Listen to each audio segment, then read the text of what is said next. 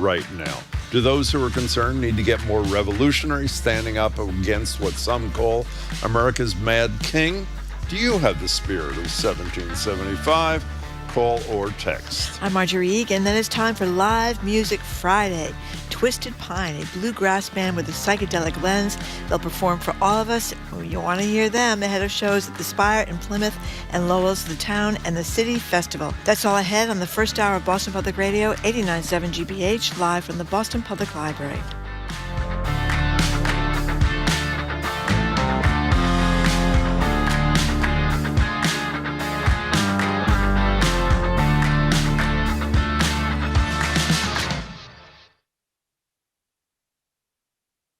Live from NPR News in Washington, I'm Corva Coleman. Secretary of State Marco Rubio says the U.S. could, quote, move on if a peace deal is not reached soon between Ukraine and Russia. Rubio is in Paris for talks about the war. It's not clear if he means dropping U.S. efforts to get a truce or if the U.S. would walk away from commitments to Ukraine. A federal judge has again blocked DOJ staffers operating inside the Social Security Administration from accessing sensitive personal information. NPR's Stephen Fowler reports the data is on millions of Americans. U.S. District Judge Ellen Lipton Hollander wrote late Thursday that the legal issue isn't with the work that DOJ wants to do inside the Social Security Administration, but rather how they want to do the work. Last month, Hollander issued a temporary restraining order blocking DOJ staffers from sensitive Social Security databases because they couldn't explain why they needed unfettered access to personally identifiable information. In granting the preliminary injunction, the judge said that's a question the Trump administration still can't answer. Stephen Fowler, NPR News. Authorities in Tallahassee, Florida, have arrested a suspect in yesterday's deadly mass shooting at Florida State University. 2 people were killed and 6 others wounded. The suspect is a student and the son of a sheriff's deputy. Officials allege his mother's former service weapon was used in the attack.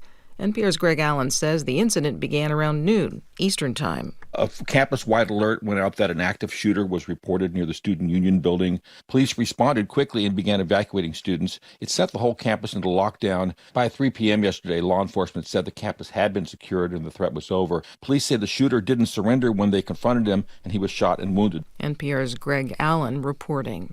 The National Weather Service says critical fire weather conditions persist in the Southwest today, especially New Mexico. Windy and dry conditions could help fuel wildfires there. Hamas says that Israel's latest proposal for a temporary ceasefire does not meet its criteria for permanently ending the war. Meanwhile, families of Israeli hostages are demanding that the Israeli government agree to a deal that frees them all in one phase, even at the cost of ending the war. NPR's Aya Batrawi reports. Israel's ceasefire offer would have released half the living hostages still held in Gaza and eased a weeks-long blockade on the territory where aid groups say food is running out. Crucially, it would have also halted for 6 weeks Israeli airstrikes and ground offensives that Gaza's health ministry says have killed around 1,700 people since the last ceasefire ended a month ago. Israel's proposal, however, had a new explicit demand that Gaza be disarmed, with Hamas giving up its weapons. The group's chief negotiator, Khalil al-Hayya, said in public remarks, Hamas is prepared to release all Israeli hostages for a complete end to the war and Israeli withdrawal from Gaza. But he said resistance is a, quote, natural right of all people under occupation, and said weapons are linked to that. This is NPR. Good morning. With the latest from the GBH Newsroom, I'm Henry Santoro. Marathon weekend is officially underway in Boston. As always, the Heinz Convention Center on Boylston Street is where runners and spectators alike will find just about everything and anything to do with this year's running of the race. And also, as always, the pre-race press conference on safety, road closures, and MBTA travel information provided information on all of the above and more. Here's Boston Mayor Michelle Wu. This is the oldest annual marathon in the world, and hosting that event is no easy task. But neither is finishing a marathon, as all of our runners know, or founding a nation. And no one does it better than Boston. And here is Boston Police Commissioner Michael Cox. Officers will be in the Boston Police Department and other departments will be visible and vigilant. There will be uniformed and plainclothes officers strategically deployed along the route to make sure that this is a family-friendly, fun day for everyone who's here. Commissioner Cox says leave the big bags and backpacks at home, and if you see something out of the ordinary, please say something. Well, within 24 hours of Harvard President Alan Garber's email saying the university would dismiss President Trump's demands to eliminate diversity, equity, and inclusion programs and freeze $2.2 billion in funding, Harvard received more than $1 million in online donations. The Crimson reports that the university received an average of 88 donations an hour, nearly half of which have been directed to the Harvard College Fund. We're at 57 degrees in Boston. This is GBH News. Support for NPR comes from NPR stations. Other contributors include the Walton Family Foundation, working to create access to opportunity for people and communities by tackling tough social and environmental problems. More information is at waltonfamilyfoundation.org.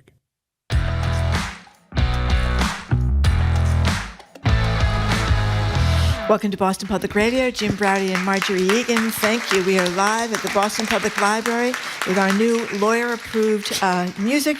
Here, I think I can stop saying this pretty soon. I was just going to say we're narrowing down what sounds the best. Yep. Anyway, in about a half hour, you're going to hear some wonderful music from Twisted Pine. They're going to perform for our weekly live Music Friday segment.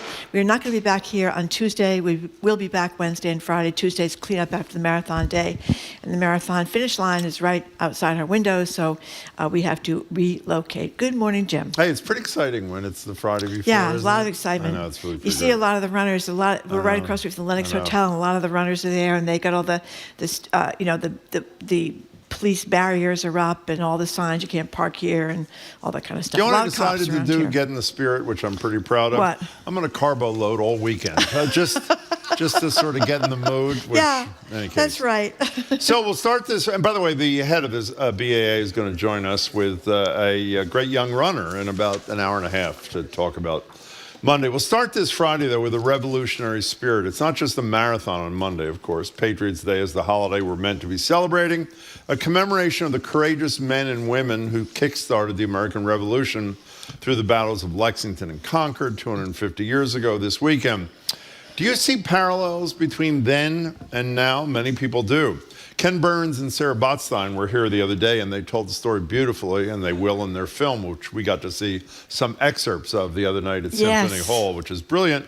Talked about the virtually impossible task faced by a relatively small number of people in this country standing up to tyranny. Well, a lot of our fellow Americans see not dissimilar tyranny now, and we want to talk about whether or not it's in our DNA 250 years after the fact to stand up to a latter-day version of this. Our number is 877-301-8970. I don't know if people read David Brooks in the New York Times. He's a fabulous columnist. He is not exactly a left-wing guy. He's a much more moderate guy. He writes this morning that while individual response to some of the horrors of the last 80 plus 90 days, whatever it is, have been fine, he says we need, quote, a comprehensive national civic uprising. And when you hear that, let me say it again, comprehensive national civic uprising, from boycotts to virtually everything you can imagine,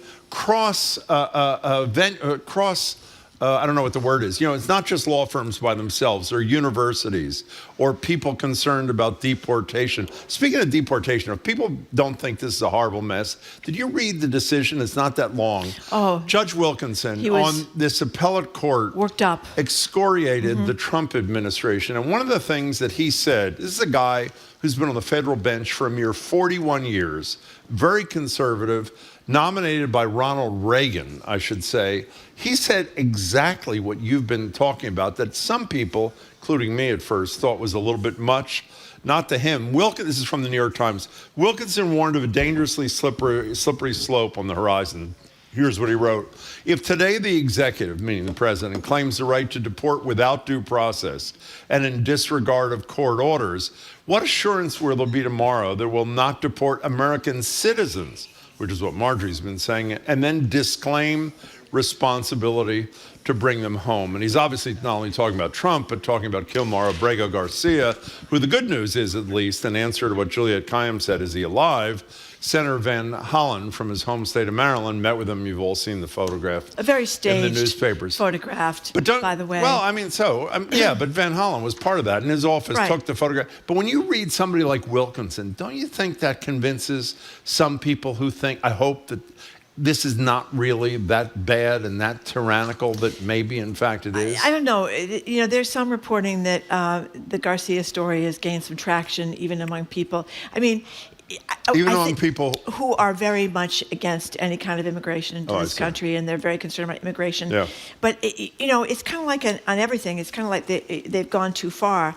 I think a lot of people were very concerned about the disorder and all these people streaming across the border illegally and what it was meaning for schools and balances of budgets all around. But they didn't envision this: someone being sent off as a mistake to an El Salvadoran prison and just left there, even though it was a mistake. I don't think they might have thought the federal government is bloated, we need red tape, blah, blah, blah, blah, blah. They didn't envision DOGE. Tariffs can be a very good thing when they're fine-tuned, but not what's happened. So I think it's like there's a pattern. Everything is going too far, and it's kind of done in a crazy way. I think it makes people nervous. But you know what the Globe had in their editorial today about American citizens, which I think was something we should remember? People said these kind of lines back in World War II. People should remember that when a government disregards the law in its treatment of some, and I don't think there's any doubt at this point that he is disregarding the law, the Trump administration. In court orders, there's no question about it. That when a government disregards the law in the treatment of some, there is good reason to fear that it will disregard the law in its treatment of all, and leave it to Donald Trump himself to open the door to that possibility. And that's echoing what this judge said, the same thing. Yeah. So it's very nerve-wracking. 877-301-8970. Is America ready for a bigger response to what, as I said, many believe is tyrannical behavior? I'm going to read you. I read these to Ken Burns the other day. There are a bunch of complaints that were voiced in the Declaration of Independence about King George III that could be written today. Disregarding the law? Well, I mean, let me just tell you a few. Yeah. He has obstructed the administration of justice. He has made judges dependent on his will alone. He has erected a multitude of new offices, DOGE. He has cut off trade with all parts of the world, on and on. And by the way, not only has Wilkinson done a hugely important kind of thing by his powerful statement from the appellate court there. Lisa Murkowski, who admittedly is a Republican, she's a senator from Alaska, is not. She and Collins are more often than not don't go along with the most radical element of their own party. She voted to impeach Trump when a few Republicans have voted to impeach Trump. But here's what she said earlier this week at a discussion about her anxiety and her colleagues' anxiety about the President of the United States of our own party. Here she is. We are all afraid. Okay? Hard statement. But we are, we're in a time and a place where I don't know, I certainly have not been here before. And I'll tell you, I'm oftentimes very anxious myself about using my voice. Because retaliation is real. I don't know if you can make that out. Let me just read it briefly. This is what Senator Murkowski, Republican, said. We're all afraid.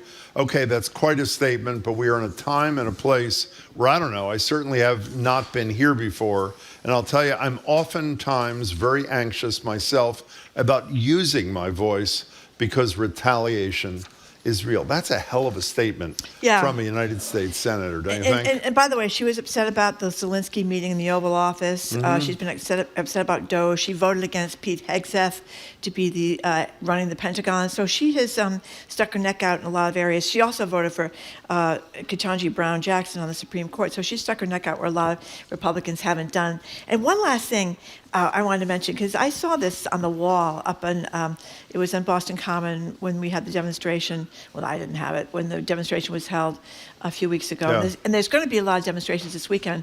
5050.1/events can tell you about demonstrations all around the country. I think there's a lot of small demonstrations, not these big, massive ones where we had thousands and thousands of people on Boston Common. But in any case, I'm moving down to City Hall.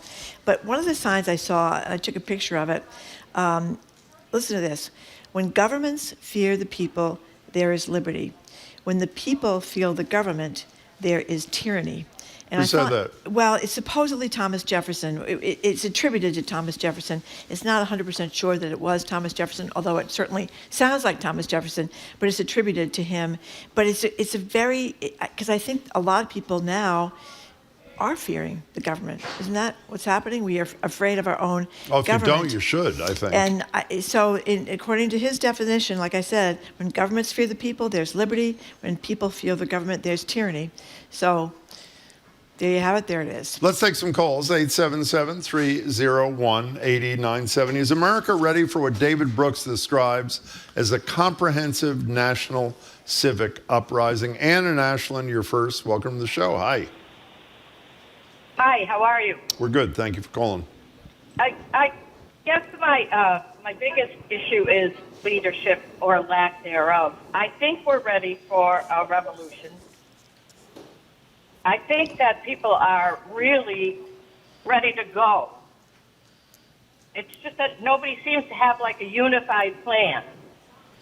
And I did think that it was interesting that the Big Ten colleges and universities. I'm glad you brought that up. Go ahead. To form like a union together to fight back against the demands on higher ed. We need more stuff like that, and we need somebody to lead us. You know, I'm really glad you brought that up, Ann. We were going to mention that later in the show. When Fiona Hill was with us, 2 weeks ago, and she's on the Board of Overseers at Harvard, and obviously was brilliant in the impeachment proceeding, one of them against Donald Trump, for whom she used to work. She talked about collective action, exactly as Big Ten leaders are doing, and hopefully with Harvard finally doing what it should be doing, that kind of thing is going to happen elsewhere, which is a variation on what sort of the beginning steps of what David Brooks is talking about in the New York Times. Well, he talked about this book, Why Civil Resistance Works, by two historians, and they talked about nonviolent fighting back. And according to these writers, Erica Chenoweth and Maria J. Stefan, the one charismatic leader matters less than the one backbone organization.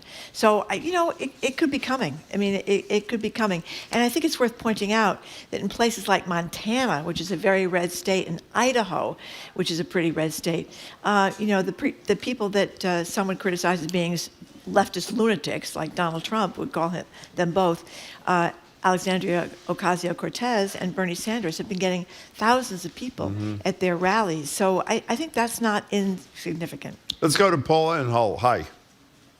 Yes, hi. How are you? We're well, thanks. I'm a long-time listener, and I'm very delighted that you're having this question coming up. I emigrated with my parents in 1952. My parents were sole survivors of the Holocaust, and so I'm a big student of history and what happened in Germany. And there's a great article today on the Atlantic by Aziz Hook that's talking about what happened in Germany, how if we do things, what they did in Germany is normatized for the vast majority of people. Life went on, but there was a parallel universe of where people were subjugated. And the German people, there were people fighting back, but not enough. And I think this is a key time. I've been to many demonstrations over my life, and I'm delighted that David Brooks has joined the chorus of saying mass boycotts, getting out there. Our communities here on the South Shore have been very active on a daily basis, being out. And so I'm very hopeful. As you had mentioned, even smaller communities all through the country are waking up to understanding what's happening in this constitutional crisis. I hope your hopefulness is well-founded, Paula. Thanks. Well, as Brooks posted in his piece, he adds them all together. The law firms, USAID, the attacks on the universities, undermining NATO, the global trade kind of battles, that this is what, it's not good to look at it singly. There's a common thread through everything. There's a common thread, and his argument is it's all about undoing the parts of the civilized order that might restrain Trump's acquisition of power, and it will take a concerted response to beat it back. You know, if you just look at the Abrego Garcia case and the total and complete contempt and disregard that everybody from the Attorney General to the Vice President to the President of the United States have about an unequivocal decision, unanimous, which means including Alito and Thomas from the Supreme Court about what they had to do. And they basically are giving the Supreme Court the middle finger. And, you know, thank God for this guy, Wilkinson. So many federal courts, so many judges, unlike Nancy Gertner, mince words. This guy, if you haven't read it, I think it's only 7 pages long. I hope I wasn't reading just a summary last night when I was falling asleep. Read this decision by this Wilkinson. Again, consider the source. He is not, like they like to say, an Obama judge. He's a Reagan judge, been on the court 41 years and one of the most widely esteemed conservative jurists in the country. It really matters what he had to say. John Gardner, hi. Good morning, kids. Thanks for taking my call. Sure. Did you guys read about this gentleman that was detained? It was in yesterday's Globe, the Palestinian from Vermont. Yeah, we did. Yeah, we talked about it. Horrible, horrible. I guess I'm talking about strategy here on the Dems' part. I'm not saying get rid of the Garcia issue, but they should pick up the mantle of this guy's case and hammer it home to make the point that while we're talking about due process with all of these cases, especially Garcia, this guy's like a model citizen, and they picked him up as a setup. But my point is, we as citizens have to do what we got to do. But the Dems got to better strategize. They know that the right media, Fox, kicks the crap out of this Garcia stuff and so forth, so that their 40% of the MAGA 40% just believe that this is a bad guy and that's it. They got to get strategic about fighting these things. You know, John, John, I hear you, but I think you make one fundamental flaw in your thinking. You've said 3 times the Democrats. I don't think there's any indication that they, as a group, have the ability to lead anybody anywhere right now. This has got to be one of these things where real people, like the people who call the show, who say, I'm sick and I'm not going to do this anymore. I'm not going to allow this to happen anymore.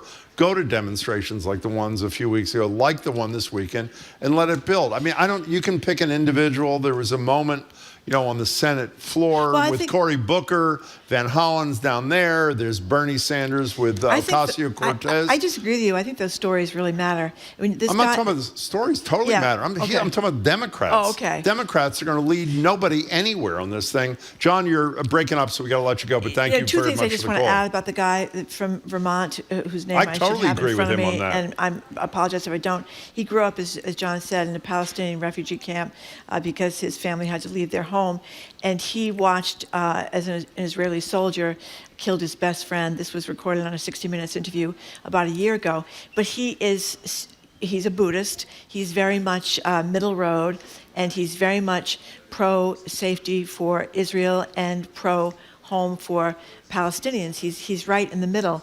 And he was going to an immigration appointment where I think he was fooled into going to that immigration appointment, and he did get picked up. And, you know, Pete... How about Ozturk?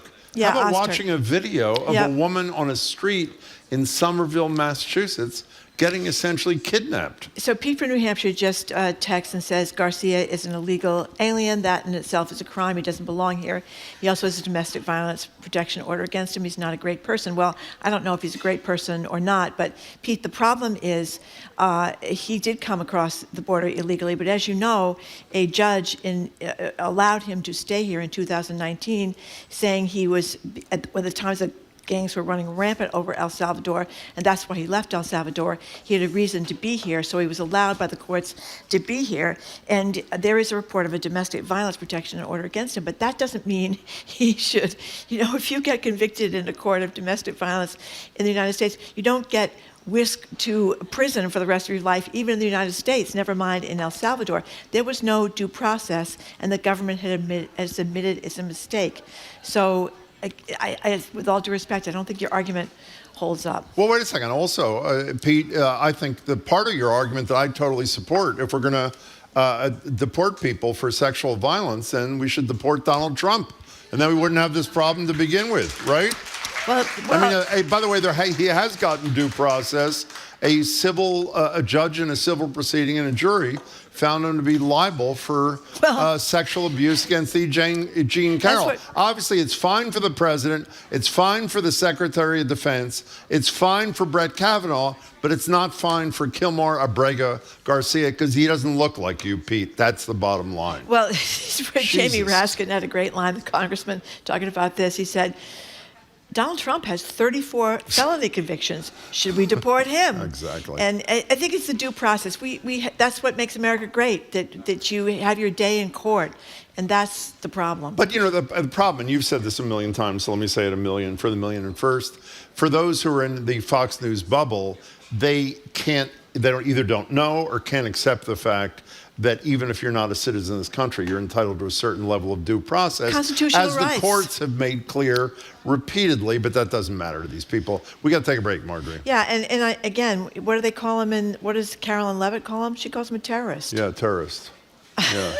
And as we've said, I know we say this every day, but it's really important. If he is a terrorist, then people should support his deportation. But all you have to do, Ms. Levitt and President Trump, provide documentation to show that he's a terrorist rather than this rhetoric from the corrupt leader of El Salvador, Donald Trump, and this mouthpiece, Carolyn Levitt. I mean, it's just he put gross. 2 margarita drinks in front of them to make it look like this was just a lovely day out between when Van Hollen went down there and met with Garcia. Anyway, you're listening to Boston Public Radio. We're going to be right back after a quick break. We're talking about, in honor of the anniversary of our Revolutionary War, we're talking about, what's going on 250 years later. 89.7 GBH, broadcasting live from the Boston Public Library and streaming at youtube.com/GBH News.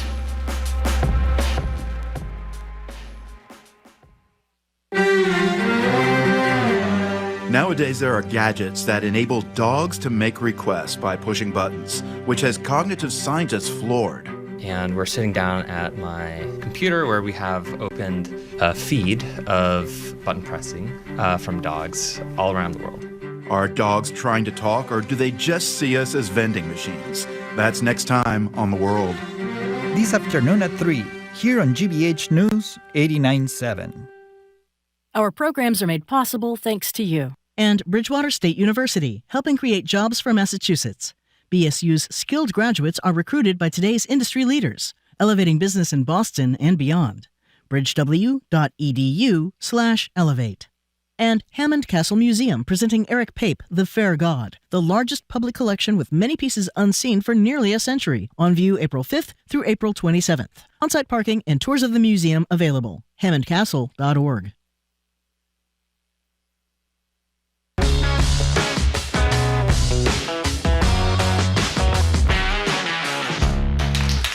Welcome back to Boston Public Radio. Mark Regan and Jim Browdy live at the library, streaming at youtube.com/GBH News. Not here Tuesday. And speaking of not here, since we promoted it so much, the governor we announced was going to be joining us a week from today. She had to make a change. We don't have a new date yet, but the governor will not be here next Friday. We'll let you know as soon as we know when she's coming. If you're just tuning in, we're talking about the American appetite for what David Brooks calls comprehensive national civic uprising, particularly relevant on the 250th anniversary of Lexington and Concord. And we're talking about whether or not the American people have the appetite. Do we have it in our DNA to do something like that in response to what many people in this country see as tyranny not unlike that which caused the American Revolution? You know, a texter just reminded me about another great sign that was at the rally a few weeks ago. Thousands and thousands and thousands of people in Boston. And the sign said, "Boston, making tyrants nervous since 1775. That's pretty good. I thought that was a pretty good one, too. That is a really Thank good you one. for that. And who said, Gary from Winthrop said this, but I forget who said this. I should know it, but I'm embarrassed to say I don't. Either we all hang together or we will all assuredly hang separately. Who sang that? Was it? We should look that up. We can see who, was it one of the great revolutionary guys, but I'm embarrassed to say I forget which one. Nick in Hartford, Connecticut. Hi there, Nick. How are you? Ben Franklin. How are you? Thank you. I've heard of him. Go ahead. Hey, Nick, how are you? Hey, I'm doing okay, I suppose. So yeah, that's what we should be saying. I don't know why I say fine whenever everybody asks, but go ahead. If I do say fine, it's usually like I'm fine. So as kind of a middle of the road millennial, I'm 30 beside myself. Yep. I've just noticed that a lot of my family members who have been Republicans over the years, and I don't see this as a party that believes in any sort of due process if it's in any way inconvenient to them. And post 9/11 world, it was never, we need to put people on trial for those horrible crimes. It was just find them and kill them. And these are the same people in my family that would support like the most evangelical Christian people saying, oh, what's the harm if they found religion, despite what they were saying about the kind of moral end of those things. I'm acutely aware of this because my great-grandfather on my mother's side turned out to be a secret member of the Klan. My great-grandfather on my father's side was an Italian immigrant who supported the fascists even while here. So I refuse, especially as the parent of a mixed-race kid, to support any of that stuff. And I encourage everyone to just shut this nonsense down whenever you have the opportunity, because it will never get better. Nick, that was a perfect call from beginning to end. I'm Make reminded, another one soon, he's talking please. about Thank the you. evangelical Christians. This is Good Friday, the day that Christians believe that Christ died. Even he got due process, Jim. He went back from the high priests of the Jewish families to the Pontius Pilate, the Roman. Even he got due process. So it seems like if you could get it then, you should be able to get it now. But what Nick said is, I think, totally true. Well, they're criminals. They're here illegally. It doesn't matter that there's due process. And again, that's why I hope the Wilkinson line saying they're coming for you next. I mean, if you're a citizen, why should you believe if you displease people in the Trump administration, you're not the next target? The homegrowns, they're next. He said it himself. He said it to the president of El Salvador. But he hasn't said without a conviction yet. But I think that's the implication is if you do something that makes him unhappy, and he isn't tested on these issues, why doesn't he take it another step further? And I am totally with Judge Wilkinson on this. Where do you want to go? Scott in Dartmouth, thank you for calling. Hello, Scott. Oh, hi. Hi. I love your show. Thank you. I only called because I started watching Wolf Hall on GBH. Oh, gosh. Show. That's great. Programming's on that station are always the best. And it reminded me of Donald Trump, this guy that everybody's walking on eggshells around because if they say anything wrong or look at them cross-eyed, they're going to get their heads cut off. Yeah, it's about Henry VIII and Thomas Cromwell. Is that Mark Rylance? Yes, Mark Rylance played Who's on, Thomas remember, Cromwell. was in studio with us? He was kind of doing the bidding of Henry VIII, and things didn't turn out so well for him either, right, Scott? didn't really work, placating the king. It really is. This guy is drunk with power, and he's a sick man mentally. He really needs to be taken out of office. I don't know why we can't enact that amendment. Scott, thank you. Whichever one it was, I forget. 25th, okay. I think. Scott, thank you very much for the call. I was mentioning my favorite, I mention all the time my favorite podcast, which is The Daily from the New York Times. It's a half hour every morning. And my favorite is Boston Public Radio. Well, either course, the 3-hour or the 25-minute right. version. I love that. Of course. Love them too. Okay, it's my third favorite podcast. Okay. Let's put it that way. But the reporter was out interviewing a bunch of auto workers in Michigan, and they were okay with the tariffs. So the tariffs are going to help them. But they were very lovely people who talked about how this is the guy that wrote The Art of the Deal, and how he's a great businessman, and how he's playing four-dimensional chess, and how this is all going to work out with the tariffs. And the concern about the people being deported was not top of their list. But it just shows a whole swath of people in Michigan are with him still. Yeah, they are. And if you look at polls as recently as a couple of days ago, while his supporters on the economy are declining in number, his supporters on mass deportation are not suffering. So while individual cases may trouble them, overall, they seem still to be fine with this lack of constitutional protection. Let's go to Kate in Providence. Thanks for calling, Hello, Kate. Hi, thank you. You may have covered this more than I'm aware of, but I'm sort of continuing to be stunned by the lack of urgency about the possibility of Trump invoking the Insurrection Act. Mm-hmm. And I think there's no doubt that he'll be given the go-ahead by the Department of Defense and Homeland Security on April 20th, which is days away. And given his rabid desire to punish anyone he doesn't like, he's not fond of, I think it's practically a given that he'll use the provisions to militarize the National Guard, to deploy troops domestically as ruthlessly as he feels like. Well, Kate, I also think... I'm sorry, go ahead, you and go ahead. people think this is hysteria, too, but the possibility of him imposing martial law. And Joseph Nunn of the Brennan Center, I think, recently said that the limits and the scope of martial law are unclear until Congress and the legislatures enact new laws that define them. Well, Kate, he's already declared a national emergency, arguably inappropriately, to justify his lack of provision of due process for people in the deportation thing. So I don't think it's unreasonable to fear what you fear. Kate, thanks for the call. Somebody just texted, the people who say he's playing 4-dimensional chess, does he know how to play good old-fashioned 3-dimensional chess? Perhaps he could start there. Okay, we got to take a break. Okay, we got to take a break because some good news ahead. Some good news ahead, yeah, and less depressing stuff. We're going to hear some great music up next from. Where's my thing from the Twisted Pine? Thank you, Margaret. Yeah, they're going to. It's a great group. We heard them this morning before they were performing live for you guys now at Boston Public Radio 89.7 GBH. We are live at the Boston Public Library and streaming at youtube.com/GBH News.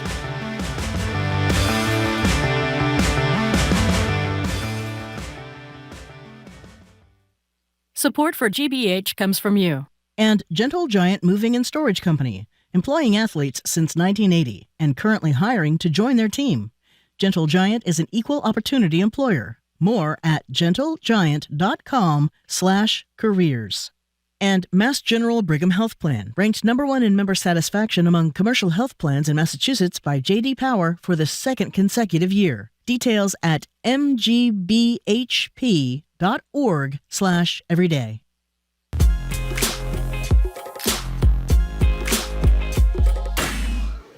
Welcome back to Boston Public Radio. Mark Regan, Jim Browdy, live at the library, streaming youtube.com/GBH News. It's time for Live Music Friday, this week with a fabulous Twisted Pine. Formed in Boston, but they've since become a big deal on national stage too. We're lucky enough to have them perform for us here before the 6th edition of Lowell's The Town and the City Festival. We'll tell you about that in a couple of minutes, but it's coming up. Lowell is transformed for a bunch of days into one giant music festival, channeling the spirit of Jack Kerouac. In a second, we'll hear Twisted Pine perform and talk with Town and City production manager Randy Tartow. By the way, they have a separate show next Thursday at the Spire Center in Plymouth. But in a second, they're going to play Goosebump Feeling. But I want to say first, they are Dan Bowie on mandolin. Dan, it's great to have you. Kathleen is not only doing fiddle, but she is singing. Hey there, Kathleen. And Chris is here doing upright bass. Is that what you call that, baby, there? Upright bass. And here they are, as I say, singing Goosebump Feeling, Twisted Pine. We're thrilled to have you.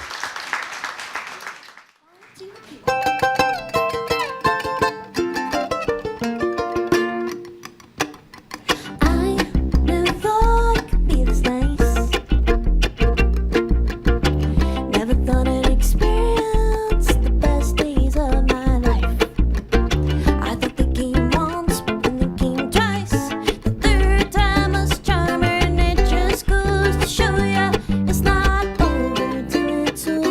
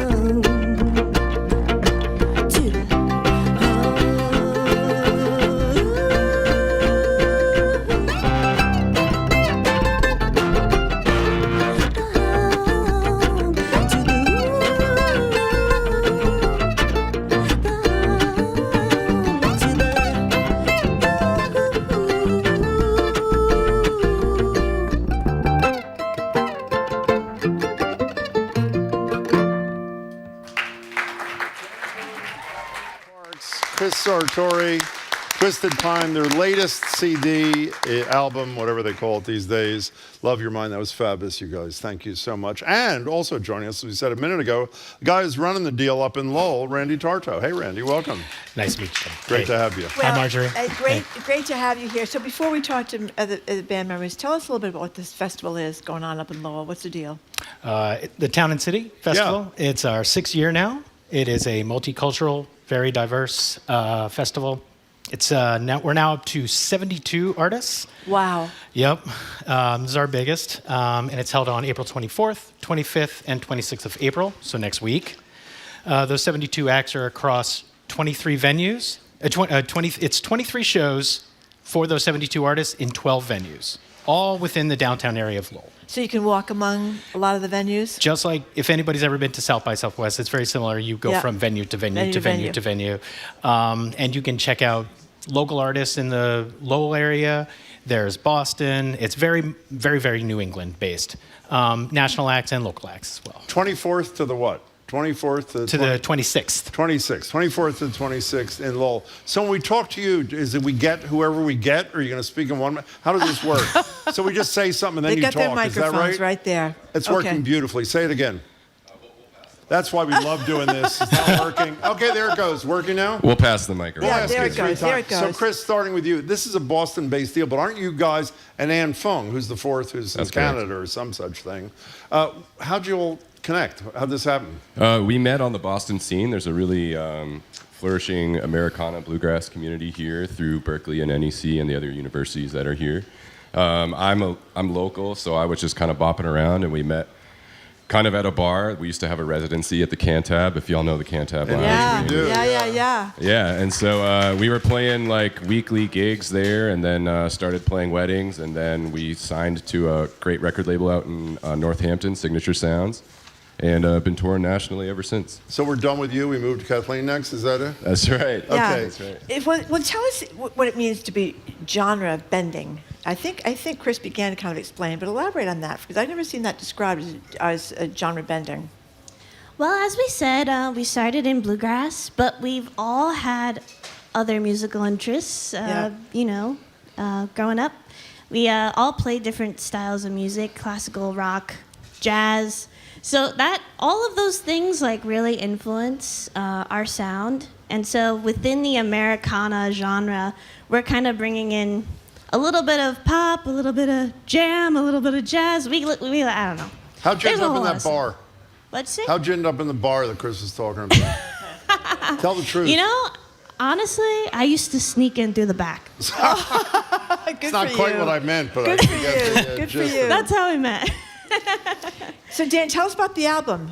You did one during the pandemic or before the pandemic, I think, and then you had a new one last year. Yes. So the latest album we just released in October, and it's called Love Your Mind. And it's kind of the latest and kind of fullest, most realized expression of kind of like that genre hopping that we're talking about. Each song kind of has its own kind of sonic references, its own kind of cultural references. Like some we really go for like kind of an Aretha Franklin vibe, or some we go for like a really kind of more experimental vibe. Some we go for more of like a bluegrass or like Western vibe. And kind of, in spite of all that, I mean, I think it all kind of works together because it's all kind of us, and it's kind of like our playing and our voices, and it just kind of like creates a whole picture of like what we do. Do you like doing any of you this festival kind of thing, like in Lowell, where there's a zillion bands and Somerville does things like this too, where essentially the whole city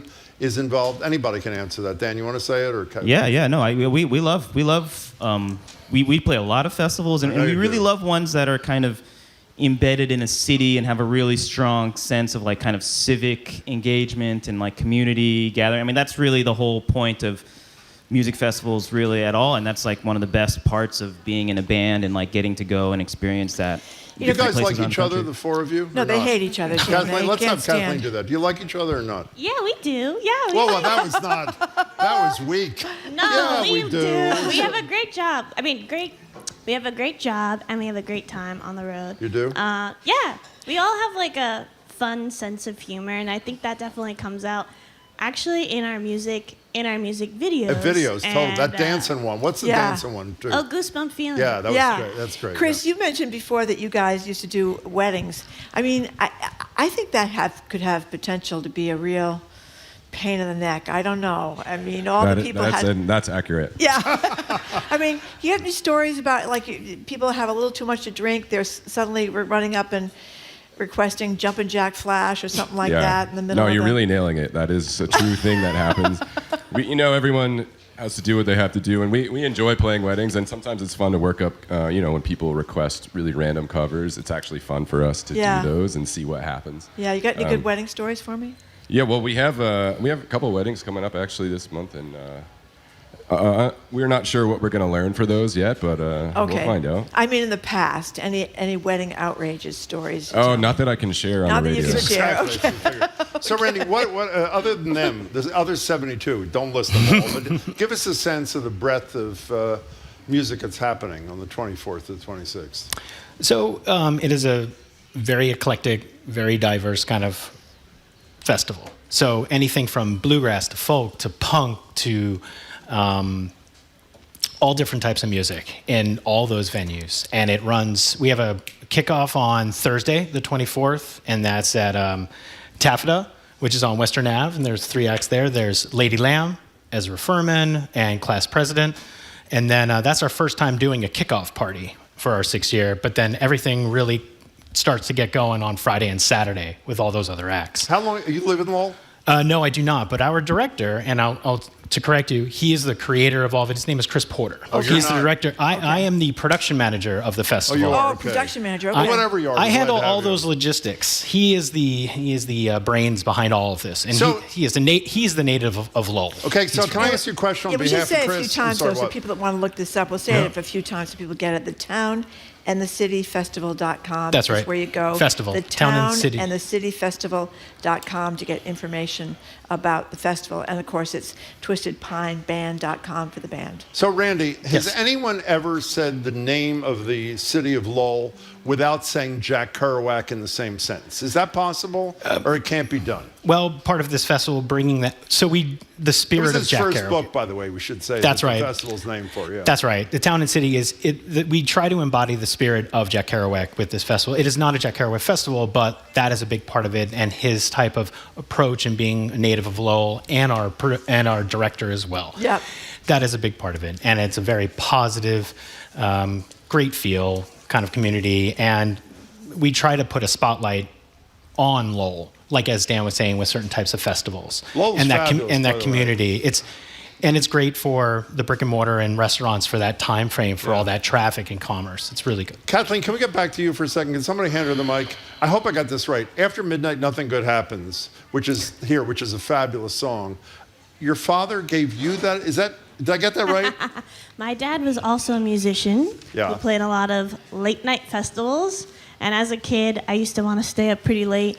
And so from an early age, he started embedding, nothing good happens after midnight. And I was like, what does that mean? And then as I became a musician, started going to festivals and saw the rowdiness and started feeling like doo-doo in the morning. Yeah. I quickly learned what that meant. Well, this is the late morning, so you're in good shape. Before you guys we're play, in good shape today. Before you guys play again, Dan, I asked you earlier about your album that came out last year, but then there was the one that was around the pandemic.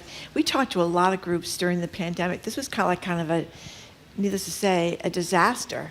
How did you handle that? How was the timing with the album and the pandemic and stuff? Oh, it was the worst possible timing because we were actually in the studio. This was like March of 2020. We were in the studio making our last record. We have a member who's Canadian, and we were in the studio, and that's when we started getting, alerts on our phone and people messaging us being like, "Oh, they're shutting down everything. They're shutting down the cities. They're shutting down the border. They're doing all this stuff." And so we kind of had to just. We were basically at the end of making our record, but we basically, our Canadian member flew home, and we basically kind of just had to finish the rest of the record. And you can't tour. Kind of from a shut. Oh yeah, and then we were like, well, now that it's done, what do we do with it? How do we release this? But we found some creative ways of doing it. We actually did our record release in Derby Line, Vermont, which is this this town in Vermont where the border crossing is just literally caution tape, and that's actually where the Haskell Library is, if y'all know that building. And Anne drove from Toronto and met us on the Canadian side of that border, and we drove up through Vermont, and we set up like a microphone right in the middle. Oh, that's and fabulous. she played at us from Canada, and we played to her. Oh my God! That was so our does she record hate you all now because you're Americans, or you how's know that what? going? Yeah, there's some tension going on. It's real stuff. We couldn't get her here for this. Apparently not. So we'll have She to work. coming into Lowell? Yeah, she's coming in next week, and we'll have like a couple therapy sessions. And Okay. One last question before you play. Can I just say, how is Boston for you guys? I mean, I know is Boston like a welcoming, great promoting thing for a band like yours? Chris, you want to, since you have the mic? I would say yes. I think Boston, for all it's very expensive and can be kind of hostile for artists. Just in that regard, I think despite that, it's a very resilient town. The scene here is very strong. The community is very powerful, and people. It's in our blood to be like stubborn and hard-nosed, and I think you see that in the resilience of the arts community for sure. Okay, so Twisted Pine is the band. The next song, I believe, is Lone Star. Is that the song we're going to hear next? That's right. Okay, here is Twisted Pine performing Lone Star. Dan Bowie, Kathleen Parks, and Chris Sartori.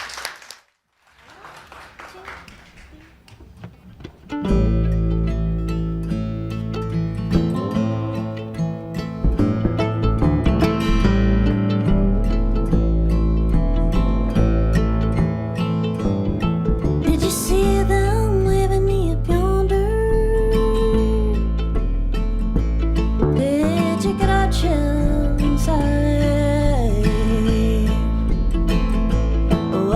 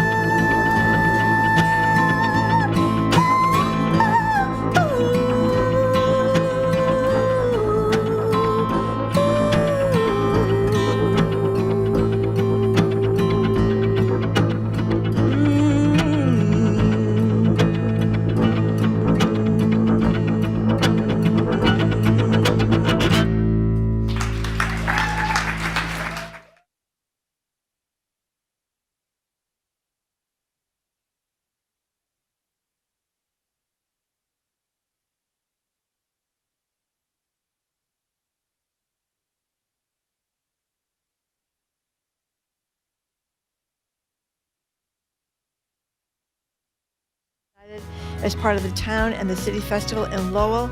They're going to be performing April 24th at the Spire Center in Plymouth. I get it right this time, Marjorie, twistedpineband.com. And if you want to get more information about what's going on in Lowell, the townandcityfestival.com. Townandcityfestival.com. Town and the City Festival.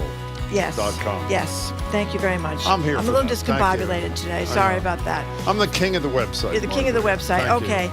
Thank you very much, all of you, Thanks, for coming you're in. fabulous. Randy Tartow, I didn't mention you either. You're a big deal up there in Lowell. Coming after the new news, we're going to talk with Sue O'Connell, latest on the Karen Reid trial, listening to Boston Public Radio and the Boston Public Library.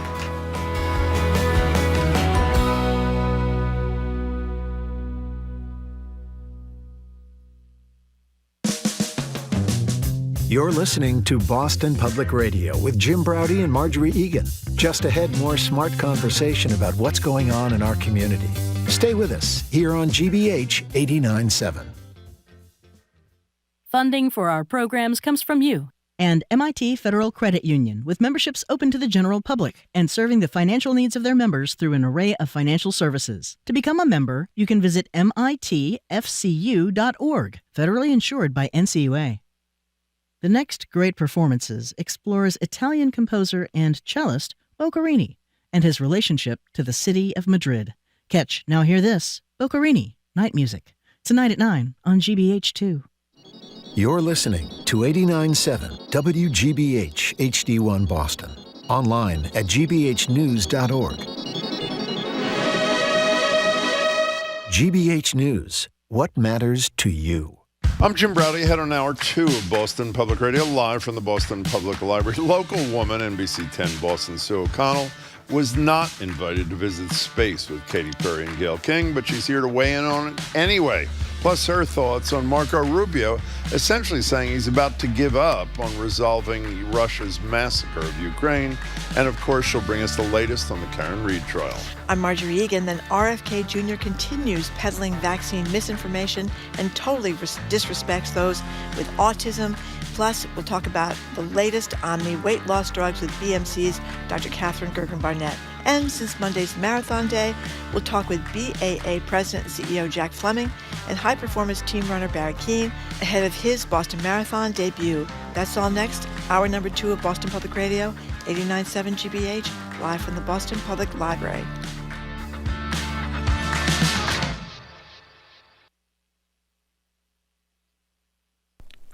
Live from NPR News in Washington, I'm Janine Herbst.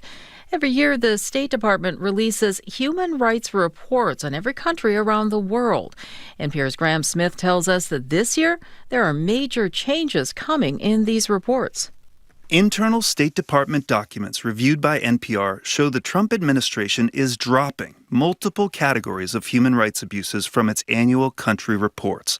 No longer will the U.S. call out governments for violations against the freedom to privacy, the right to free and fair elections, or the right to peacefully assemble. More than 20 kinds of violations are being stripped out, according to these documents, to comply with recently issued executive orders from the White House.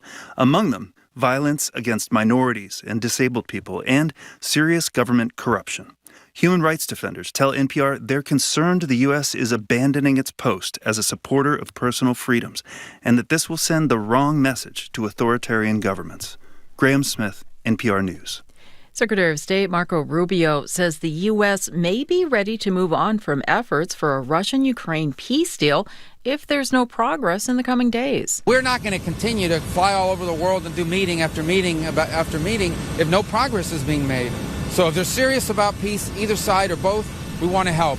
If it's not going to happen, then we're just going to move on. Rubio made the comment to reporters in Paris after a marathon day of landmark talks among U.S., Ukrainian, and European officials over the war in Ukraine that's been going on for more than 3 years now after Russia invaded Ukraine. Russia continues to bombard Ukraine, and Kremlin spokesperson Dmitry Peskov says ending the war isn't a simple task. It's not clear if the Trump administration would abandon its effort to reach a 30-day ceasefire between Russia and Ukraine or abandon Washington's commitments to Ukraine. Mike Huckabee took office as the U.S. ambassador to Israel today, and as NPR's Hadil Al-Shalchi reports, he came with instructions from President Trump. Mike Huckabee's first order of business as U.S. ambassador to Israel was to pray at the Western Wall in Jerusalem.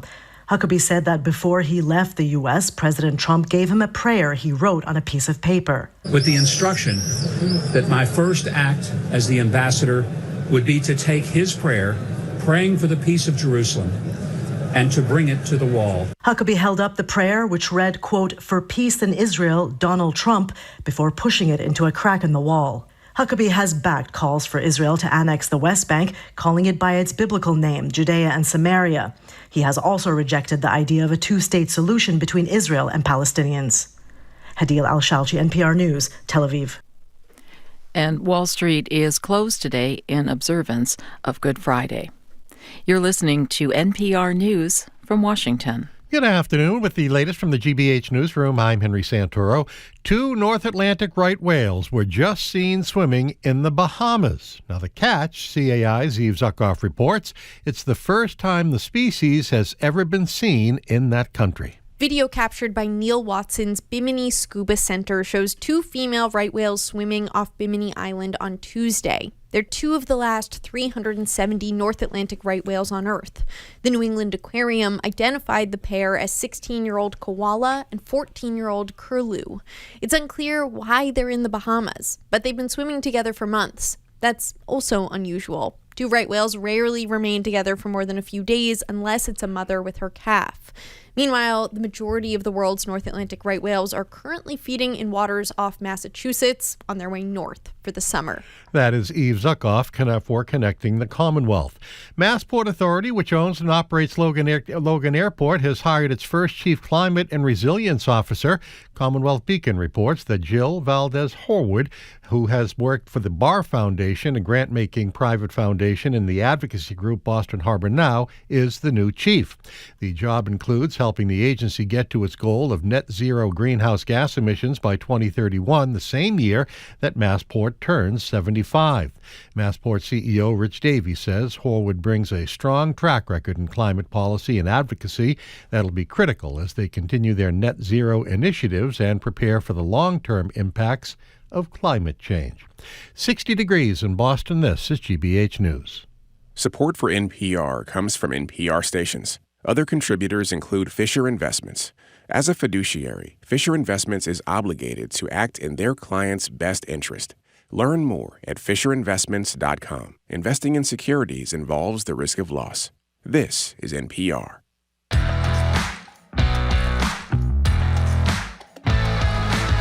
Welcome to hour number 2 of Boston Public Radio. Jim Brady and Marjorie Egan. We are broadcasting live from the Boston Public Library.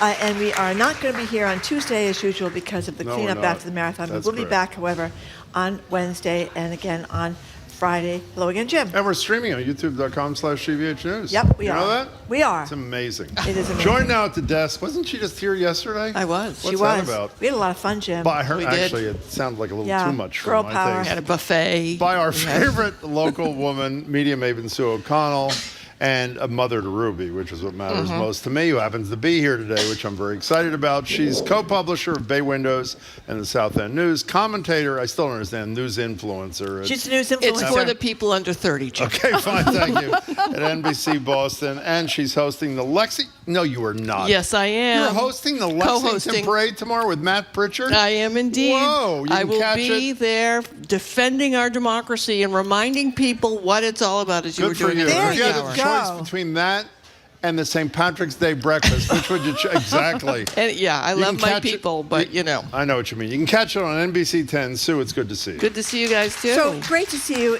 Sue, as always. So you are, of course, our Karen Reed trial correspondent. I am indeed. And there's been a few updates about what the prosecutors want. In defense. So a lot of motions were filed this week, obviously. Some more will be. And the trial is scheduled, opening statements for Tuesday.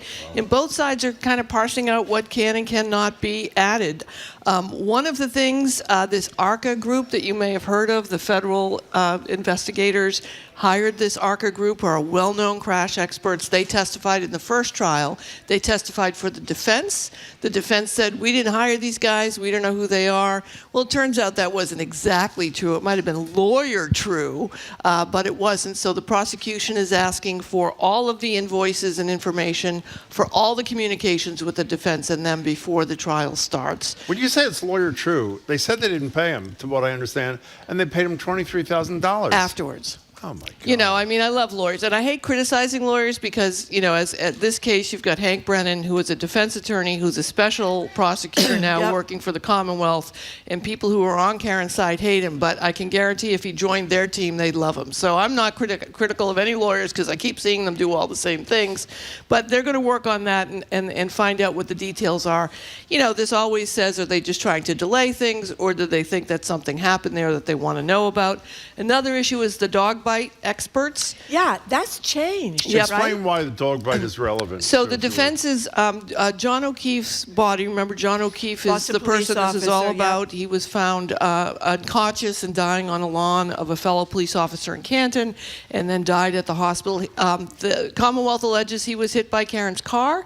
The defense alleges he was not, and he has scrapes on his arm, which many medical experts say is not likely to have happened from a car accident or a vehicle hit. So the defense is saying that it might have been from the family whose lawn it was, their dog that came out, German Shepherd.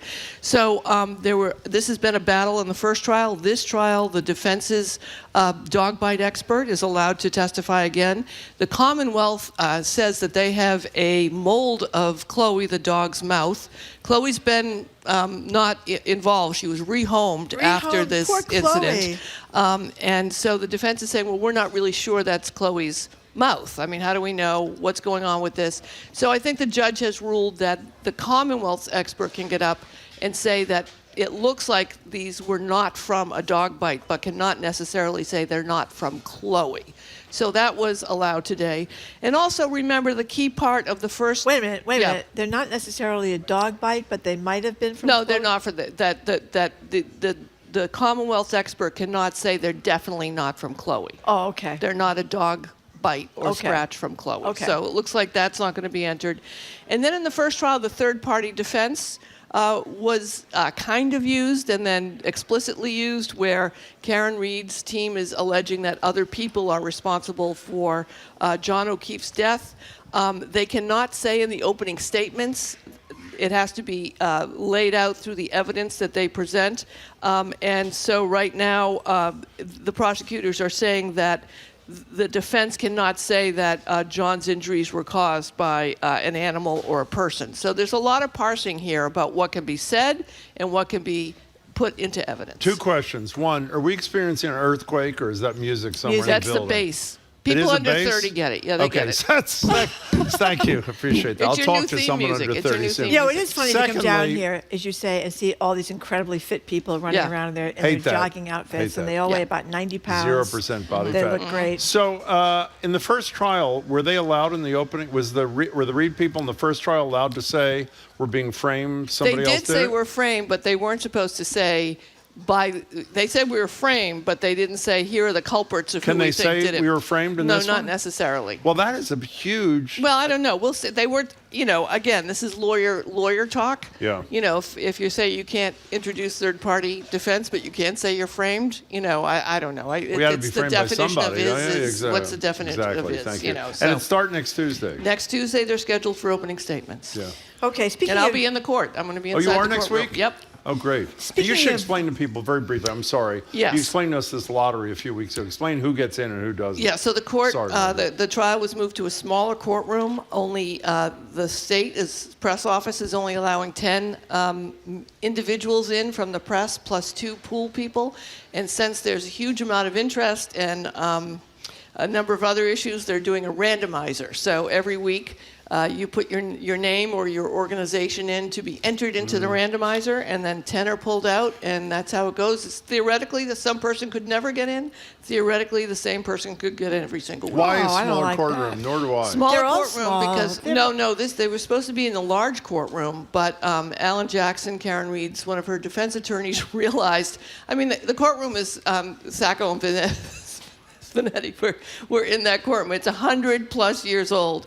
And Alan Jackson realized, the first defense attorney, that 4 members of the jury cannot see the witness's face. Oh, you said this. That right? is unbelievable. And so it could be a violation of your right, your rights as a defendant. That if the jurors can't see the witness, that could be a violation. So Judge Cannoni, without affirming that, moved it to this tiny, tiny, tiny courtroom that only holds about 40 people, 40 to 50 people total. I think that's the courtroom where John Salvi, who killed the people at the preterm Planned Parenthood years ago, handcuffed. He was the shooter, and he was enraged during the court hearing, and he picked up the heavy table that the defendant sit at and tipped it over. Perhaps. I think that's that same very small courtroom. Yeah, they're all small except for the big one. But I just think it's ironic. Again, we talk about this every week about this trial. It's like we've been doing this since 1640, but at the same time, no one notices that the witnesses, can't be seen by the jury. But what's too bad that maybe they do have. Do they have any kind of jumbotrons or overflow screens or anything like that? They did do an overflow room last trial. They're not doing it this time. It's almost like they don't want the press there. I don't know, because it's Massachusetts and we're so transparent and we're so. No, we're not. We're not. We are the worst public access. You go to Florida, you could basically sit with the jury if you're in the press, right? We are terrible. The state of Massachusetts with transparency is the worst. Yeah, because you are supposed to be able to go in and see these trials. Yeah, you can see it. I mean, we'll be broadcasting it on NECN. Other stations will certainly be broadcasting it on their websites. Right, but you're supposed to be able to see it in person. Yeah. Did you broadcast the first one? Yes. Were the ratings insane? Yes. That's what I figured. Yes. We're talking to By the way, the federal courthouse you can't get into, but which is also insane. But it's too bad that you can't always fit people in the courtroom. But it's a really little courtroom like that seems inappropriate for a case with so much public interest. Yep. Okay, so speaking of dogs, I was trying to segue that, but we kind of forgot the people. We're talking about the German Shepherd over there in the John O'Keefe case. But Kristi Noem is best known probably by most people for shooting her dog because the dog was disobedient. And the goat. Don't forget the goat. And the goat. She shot the dog and the goat, which and is then what she all went of and us shot do. the goat after she shot the dog. It's not like she had a burst of anger and shot the dog. She kept going and then shot the goat. Anyway, and she also appeared down at the El Salvador prison with a $50,000 gold Rolex on her hand, standing in that weird shot in front of all the prisoners in their underwear. But in any case, or no shirts on, actually, underpants, I should say. Now she has threatened Harvard University's ability to enroll international students. Yeah, you know what? I think Harvard should just ignore her. I'm serious. We're at this point now.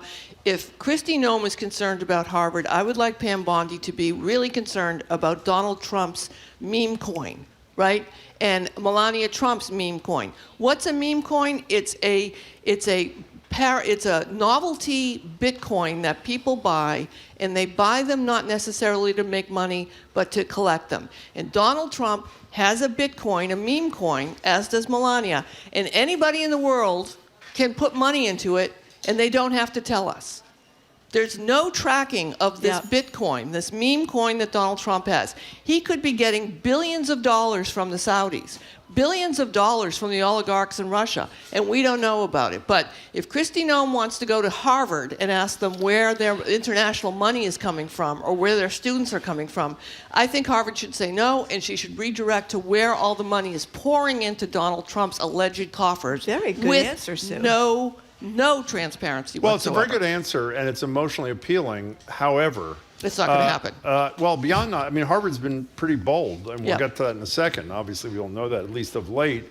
But my understanding, which I was unaware of till Noem spoke, that unless there is a federal government approval, you can't allow international students to attend. Mm-hmm. And even if Harvard decided to say, which I can't imagine them doing, as you say, screw it, we're just going to do it anyway, what kind of international student is going to take the chance? They're in enough risk already with the Trump administration if the university to which they intend to go has not gotten the authorization from the federal government. Right. And for those who don't know, 27%, I didn't know this either, of the Harvard student body are international.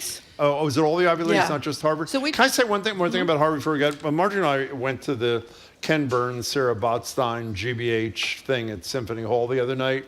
And when Ken Burns was speaking, he was talking briefly about the panel that he and Sarah would be on. Our boss, Susan Goldberg, moderated the panel.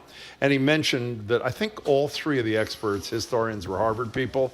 And he said something like, this is Ken, ordinarily I'd say, across the Charles or whatever, but now I want to say from Harvard, the place erupted in applause. Right. So it goes from hiding out and I think acting in the most cowardly fashion, one bold letter from the president and Changes everything. It's changed everything. But go ahead. We talked about this briefly yesterday, Jim, but the thing that is astonishing about the genius of Donald Trump as a businessman is that international students in America count as an export for the United States of America. I was listening. Right? I heard you say that. I didn't know that. So it's services like financial services, education, students coming here, financial services, law services, the cloud, everything, our technology.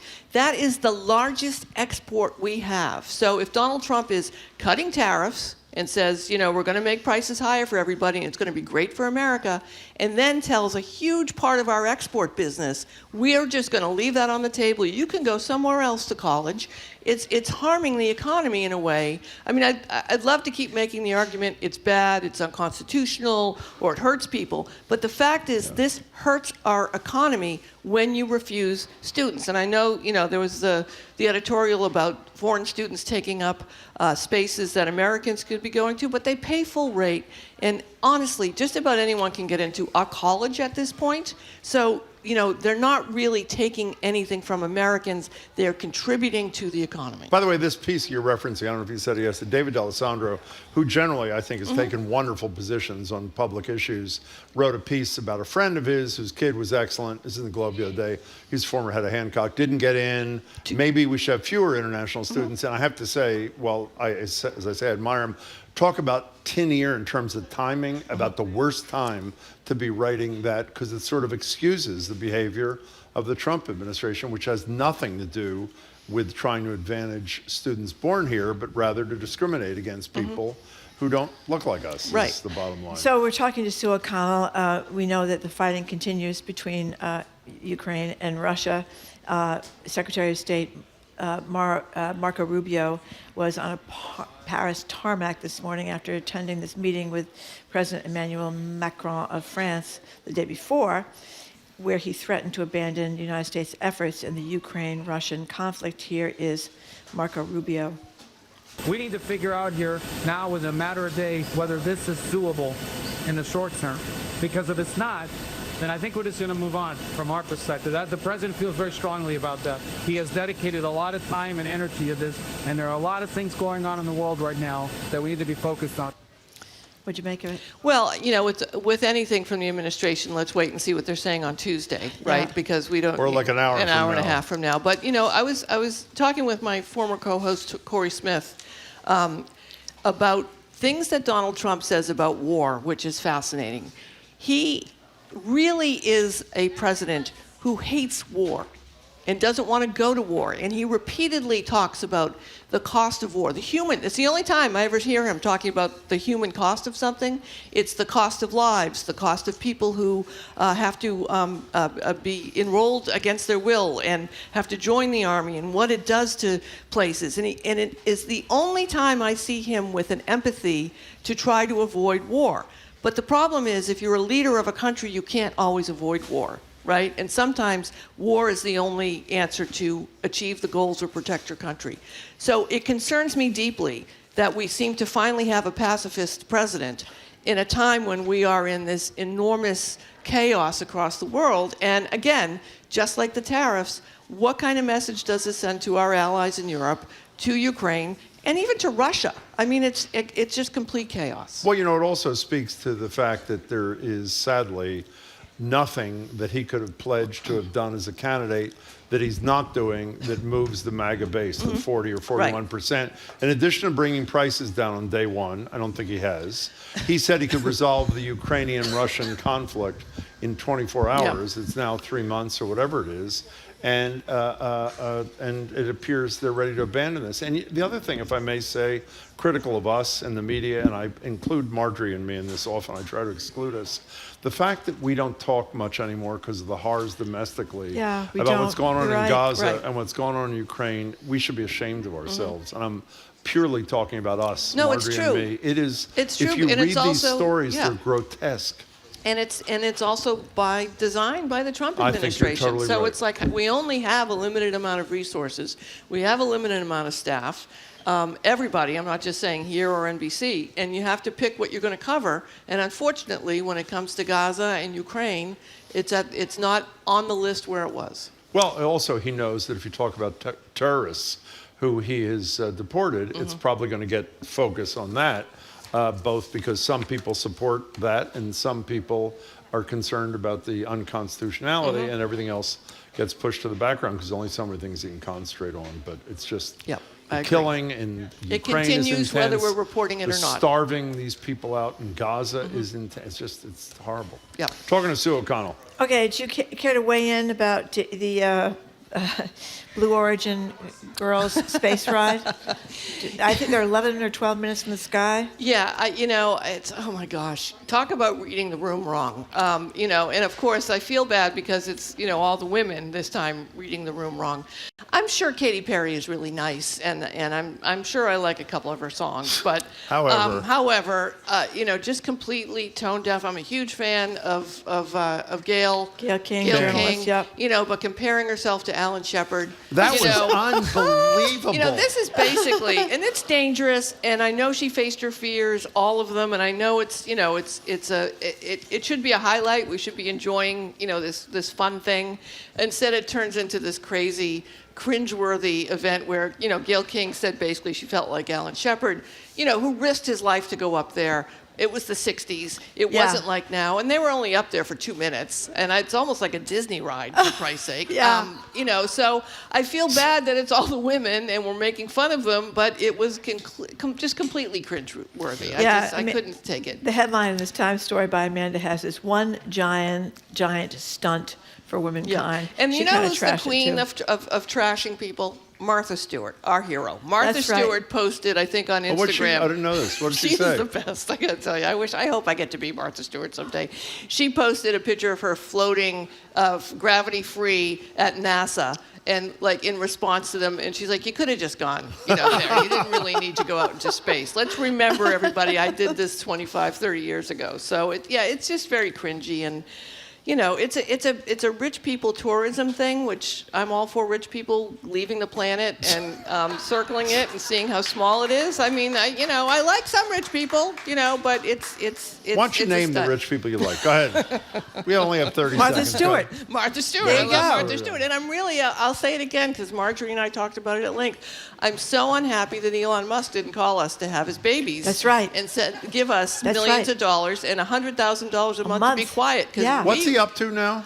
We don't know. Oh. He says he's having a legion of babies. Right. And you could reach out to him on Instagram, and you don't have to have romantic interactions with him. No, 14 that we know about, but I think there's a lot more. I want to end this. $15 million he's going to get that Can I just say woman one thing? plus I was 100 listening to you grand a guys month. yesterday, and I'm saying I cannot believe they're discussing this trashy story. What is it, from the National Enquirer? No. And then one of you says it's from the Wall Street Journal. No, I mean, I was listening to Kara Swisher this morning, the great Kara Swisher, I love her. On her podcast, and she was talking this morning about just how she's been telling journalists this is a serious story for a year and a half, and finally she's relieved that the Wall Street Journal picked it up. So, she's got a great podcast. Sue, it's great to see you. Okay, thank you very much, Media Ruby, Maid and it's great Sue to see O'Connell. you too, hon. Sue is Really co-publisher great at to see Bay you. Window, South End News, commentator and news influencer at NBC Boston, hosting the Lexington Parade tomorrow with Matt Pritchard.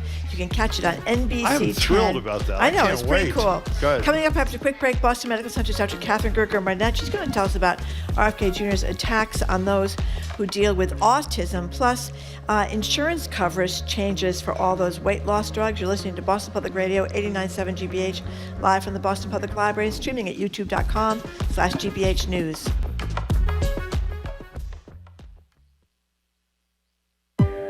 A new podcast uses folk tales to explore the richness of Sudan's culture and history at a time when the country is mired in a devastating civil war. When you hear the music, read the literature, taste the food of a people, you come closer to them. I'm Elsa Chang, Folk Tales from Sudan on All Things Considered from NPR News. Today at 4, here on GBH News 89.7. Our programs are made possible thanks to you. And the Boston Speakers Series, announcing its upcoming season at Symphony Hall for 7 evenings, including Dr. Anthony Fauci, Ken Burns, outlier author Malcolm Gladwell, and geopolitical economist Pippa Malmgren. BostonSpeakers.org. And Porter Square Books, hosting poet Martin Espada with his new collection of poems, Jailbreak of Sparrows, April 23rd at 7. Registration information at portersquarebooks.com.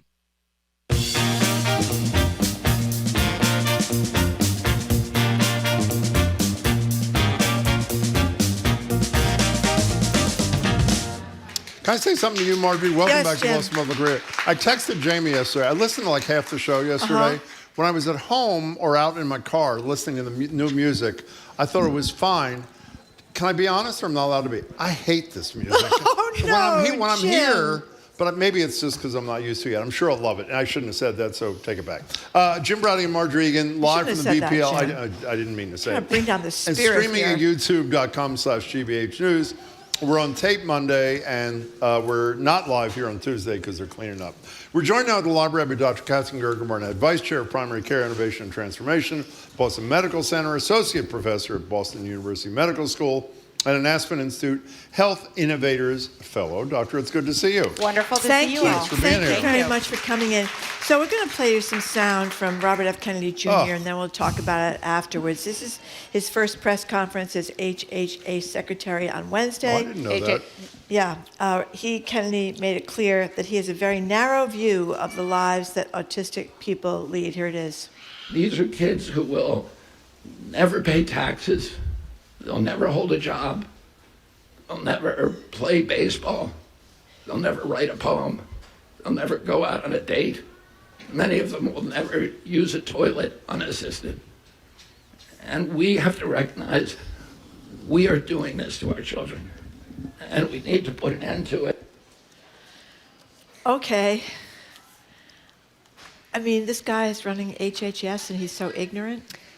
Yeah, this is incredibly, I think, not only heartbreaking for those families and loved ones and people who are living with autism, but it is a fear-mongering approach to what autism is, right? So what we know of autism is that it's a developmental condition, that there is a spectrum for autism. We know that there are people living in this world who have flourishing, full lives, successful careers, married, citizens who have autism. Many of them have been on the show, by the way. And people who have inspired me every day, who are living with autism spectrum disorder. What he is responding to is a report that came out on Tuesday from the CDC, which showed the highest prevalence that we've seen of autism. So we're now seeing the average across the United States, 1 in 31 children, ages 8. So why 8 years old? That's when we have usually diagnosed anybody who's living with autism spectrum disorder, especially, obviously, you need to have had regular care. Compared to 2022, when we saw 1 in 36 kids. The very fact, and we've talked about this on the show, when we see a rising prevalence on something, we know that part of it is because we're much better at finding something, right? We're screening better. We actually have much better diagnostic criteria. In other words, when I'm screening people in my practice, we are looking for many different things than what we used to look for. And a lot more kids, thank goodness, because of Medicaid, have access to primary care, which obviously is being threatened to be taken away. And what's more is we actually don't know the cause of autism, but at this point, experts tend to think of it as a genetic disorder with potentially some environmental factors and absolutely across the board not linked to vaccines.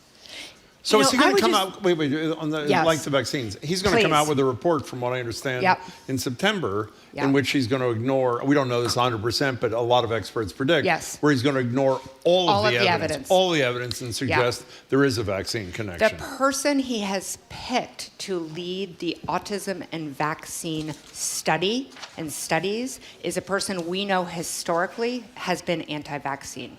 So that is their scientific background. They come to this expertise with that as their way, what they're looking to prove. And if that does happen in September, fewer parents are going to come to you with their kid saying, I want my kid vaccinated, because the highest health official in the country said it's related to vaccine. Correct. And I just want to say one thing. I mean, autism, as we know, has become much more common, either because of the better diagnosis for whatever reason. But I think all of us know people with autism, and some of them are severely hampered and cannot speak and cannot do a lot of things. But to say, as he said, that destroys families, and what you often see is this incredible relationship. Rallying around. Yes, between the child and the parents and the caregivers. So what the families have come out and said, first of all, obviously, in addition to being completely offended and devastated by these remarks, are saying, look, what we need is more acceptance. What we need is a health leader who reduces stigma of autism, and what we need is more support around what we can give to our families. And coming out and saying that this is somehow our fault because it's preventable, obviously creates that much more stigma. Okay, so here's another... By the way, can I read one more quote? I was just looking for it. Tim Walz's wife, Tim Walz, who obviously is the governor of Minnesota. Yes. And they have a son, Gus, who we all saw at the convention when the right went nuts because he stood up and cried. He was so proud of his father. Dad. Yeah, that was Here's what she said, and I love her for us. People with autism contribute more to this nation than this man ever will, meaning Robert Kennedy Jr. I mean, how perfectly is that really does. I'm sorry, Margaret. Okay, so another, I hate to be so down all the time, but this is another story. It's really upsetting. Is the Trump administration getting rid of this newborn screening committee. So what does that mean? And what do we look at when newborns are born? So I'm really glad you brought this up because I've been working alongside people in Massachusetts and nationally who really wanted to elevate this and actually asked me to speak about it here because they see you all as a great mouthpiece for advocacy. So because they obviously don't know us, but go ahead. They obviously don't know you. But Jim is a mouthpiece of but some they know sort, me. Right? So no, but this is the newborn screening. So every newborn, who's born in hospitals gets newborn screening. What we know is included in that newborn screening, are things that have definitely been already gone through this committee, right? But what we also know is that states rely on the federal committee to say, what should we add to our newborn screening? What Trump is looking or has done is disbanding that committee. So states themselves have to make the decision what goes into the newborn screening. And what is so devastating about this is that obviously science is evolving, right? So we now have all these parent advocacy groups that have children who have these rare genetic disorders that we're now realizing could have been screened for and could have been treated. So some examples, so Duchenne muscular dystrophy, probably you have heard of this. So this one of the things we've been working on is getting this into the newborn screening, but now that the committee is disbanding, we're not at all certain that's going to be added on. And then something called Fabry, which is actually, the reason I bring it up is this month, April is Fabry Awareness Month, and it's a rare genetic disease. And again, it's very treatable if you screen for it. So these are just like, when we talk about, an ounce of prevention is worth a pound of cure, right? It's like, this is the perfect example. When we're screening for things and we know how to treat it, why wait until kids are 12 years old and they're dying. Can you explain something to me? Why maybe he would can't. do this, too? Well, that's my Yeah. question. I understand why he didn't want the vaccine advisory committee to meet. They finally did meet, but why he didn't want them to meet, canceled their first few meetings, because he doesn't believe in vaccines. And obviously, the less you hear from experts, the more you'll buy into his absolute lack of evidence position. Correct. What do they achieve by getting rid Very of an little. advisory committee here? This is part of the large spending cuts that are done willy-nilly with very little thought about what the consequences are. It's a handful of people, though. It's a handful of people. It's not a large part of the budget. There's no clarity in terms of why this committee was cut. So this is a perfect example. I know that we'll talk a bit more about the HHS cuts, but when you look at what the impact are of the cuts, it doesn't make any sense if you're aligning to what Secretary Kennedy says his goals are. Like what do you which mean? to make America healthy again. Like what? So for instance, with the HHS cuts that are happening right now, one of the things that are being cut is lead poisoning screening, right? Oh. Yeah. So not just the screening, but awareness around lead poisoning. So, for instance, children, we do know with great evidence, children who have been exposed to lead and get poisoning actually do have a huge amount of neurological impact, right? And we also know that they have difficulty later in their lives. They often don't hold jobs. They have aggression. And so this is a really important factor, not expensive. We do lead tests all the time when we're seeing children for their well child visits. That's just one example, right? So when that is cut, that will have huge consequences of the health of children, right? We know the budget for agriculture is being cut, and as a result, children's school lunches are being cut. How do you make a child healthy again? You give them lunch at school, especially those kids who can't afford healthy lunches, right? Which is so millions across the country. Yeah, that's a perfect example. I could go on, but the other piece is really thinking about in Florida, because we have lost a lot of labor from the immigrant community in Florida. They're currently working on overturning child labor laws to say that children 14 and up, 14 years old, okay, so they're maybe a freshman in high school, maybe 8th grader, can work overnight shifts. So they're wanting to replace their workforce with 14-year-olds. So I just think about how do you make America healthy again if you're destroying this generation of healthcare for children? Yeah, but he is opening the coal mines. That'll help make people healthy again. So, can we talk about Ozempic and whatever, GLP-1 thing? We had a fabulous segment, not because of us, because of our guest a few weeks ago, this guy, Nick Revel, who happens to be former Secretary of Education, Revel's son, who runs a group called Casper. And one of the things we learned, which I thought was fabulous, is almost every day you learn that these, Ozempic, whatever the hell they're called, cure not only address issues like diabetes originally created for, but obesity. But he talked to us about the impact it had on addiction of all kinds, That's right. not just drugs, but shopping, gambling, whatever. So the impact of this is huge.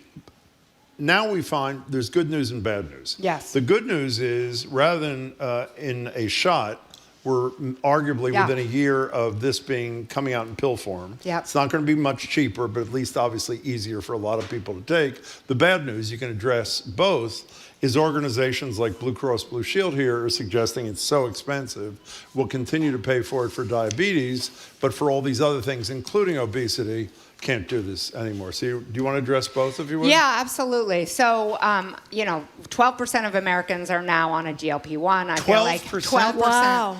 I feel like even, working as a family medicine doctor at Boston Medical Center, I now feel like, 20% of what I do is fighting with insurance companies around GLP-1s and trying to get, Really? Yeah, it's For obesity or diabetes? It's diabetes and obesity. Okay. It's nonstop. A lot of it's for obesity, right? We know that this is putting insurance companies and frankly, all of us massively in debt. okay? If you look at the total spend of healthcare, it's gone up astronomically. What we know, even in this last year, that at Boston, for Blue Cross of Boston, $300 million was spent on GLP-1s. Wow. Okay? Wow. And 140,000 people in Massachusetts were prescribed a GLP-1 in this last year. Wow. And we're the third highest state in terms of GLP-1 prescriptions. So this is obviously a huge demand. State? Why are we third? Well, because we're actually a very healthy, not fat state. Because in part because of everything that you've mentioned, in part because we do have a high rate of diabetes, in part because people actually have really good access to health care here, because we have such awesome insurance coverage, right? So people are going, they're voting with their feet. They're asking their providers for these medications. But as a result, companies or insurance companies like Blue Cross Blue Shield are saying, we can't tolerate this anymore. This is too expensive. So yesterday they just announced that as of January 1st, 2026, they will no longer in their standard plans be covering GLP-1s for weight loss. It will only be for people with diabetes. So that's going to be, obviously, again, it's thinking about, okay, so then if you don't have standard, but then maybe you pay more out of pocket, right? So then how do we think about healthcare disparities? Who's going to have access to these things? Who's not going to have access to these things? People who have found that actually is hitting all these other pieces of their health outcomes. The fact is these companies are not charging nearly as much money for these medications in Europe. We are being had here. Okay? $200 in Canada. So it is massively different. So I do think, I listened to the first section of your show as I was coming in to think about sort of like the revolution that's afoot. And I actually, in addition to universities, I think that healthcare needs to be part of this revolution, right? Because we need to talk about what we're being charged by drug companies. You know what I'm surprised by? And we had this discussion when Ozempic appeared on the scene. Obesity is the cause of so much other illness in this country that I guess naively assume that while it's really expensive for insurance companies in this country, where the cost is 6 to 8 times as much as it is in any other country in the world, from what I understand, I assume they'd make it up by return on investment. Yeah, but is that wrong? No, it's absolutely not wrong, but it's the same way we think about preventive health in our country, right? You think about the ROI, return on investment, is far longer than 6 to 12 months. It's not going to be in this calendar year. It's 10, 20 years, right? So if you're working on obesity, you're preventing diabetes in 10 years and, knee replacements in 20 and all of that stuff, right? So it's not the quick return on investment. The good news, as you said, double-edged sword, is that we have these oral pills that Eli Lilly has just studied. Great promise in terms of people who don't want to get injections, right? It's actually, for people who are interested in the science, it's amazing that they were able to get this done, because GLP-1 is a peptide, hence the P, which is a protein. And usually you actually can't take a peptide by mouth because your stomach juices dissolve it, okay? But what they managed to do is they make a non-peptide that acted like a peptide, which is like kind of a holy grail, because if you think about insulin is also made out of peptides, and we've always had to inject it. So if Eli Lilly is able to do this with GLP-1s, actually I think the science is going to be amazing in terms of what can we make that's only been injectable into oral form. You know what's really sad, though? That we're about to abolish science. Everything would have been great. I know. If we weren't about to abolish talk about science, it in 10 years. So good. Yeah. Katherine Such a Gergen blessing. Barnett, it Thank is you. fabulous to see you. Thank you very much. Thank you so much. We have been speaking with Dr. Katherine Gergen Barnett. She's Vice Chair of Primary Care Innovation and Transformation at Boston Medical Center, Associate Professor at BU's Medical School, and an Aspen Institute Health Innovators Fellow. Dr. Thank you so much again. Okay, coming up after a quick break, instead of 2 more things today, how about 2 more guests? The marathon's on Monday. We're going to talk with the BAA President and CEO Jack Flemming and High Performance Team Marathon Runner Barry Keane. You're listening to Boston Public Radio 89.7 GBH, broadcasting from the Boston Public Library and streaming at youtube.com/GBH News.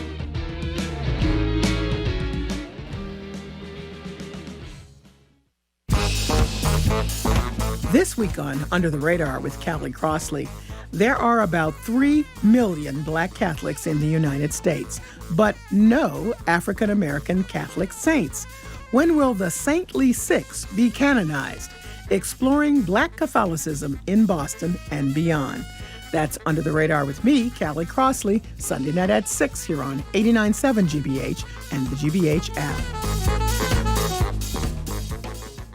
Support for our programs comes from you. And Creative Playthings, dedicated to instilling healthy habits in kids by helping to get them outside this spring. Creative Playthings offers at-home consultations to assess your yard space and playset needs. CreativePlaythings.com. And Bridgewater State University, helping create jobs for Massachusetts and working to connect industry leaders to graduates. Elevating business in Boston and beyond. bridgew.edu/elevate.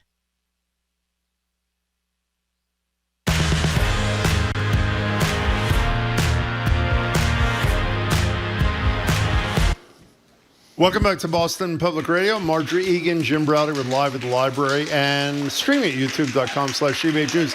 Instead of our usual two more things, which we usually do at this time, instead we have two more guests. And you know what we're going to do? We're going to break our streak of only bringing bad news to our listeners, That's right. which is all we do these days. Some good news. We're joined at the library by Jack Flemming. Jack is the president and CEO of the Boston Athletic Association. I assume he's busy this weekend. Plus, Boston Marathon first-timer Barry Keane. Barry is part of the BAA high performance team and a championship long-distance runner. Jack and Barry, it's great to have you. Welcome to the show. Thanks for having us. Our pleasure. Yeah, so I mentioned before, we're right across the street from the Lennox Hotel. A lot of runners stay there. Families right there running the finish line of the Boston Marathon. So you can feel the excitement around here.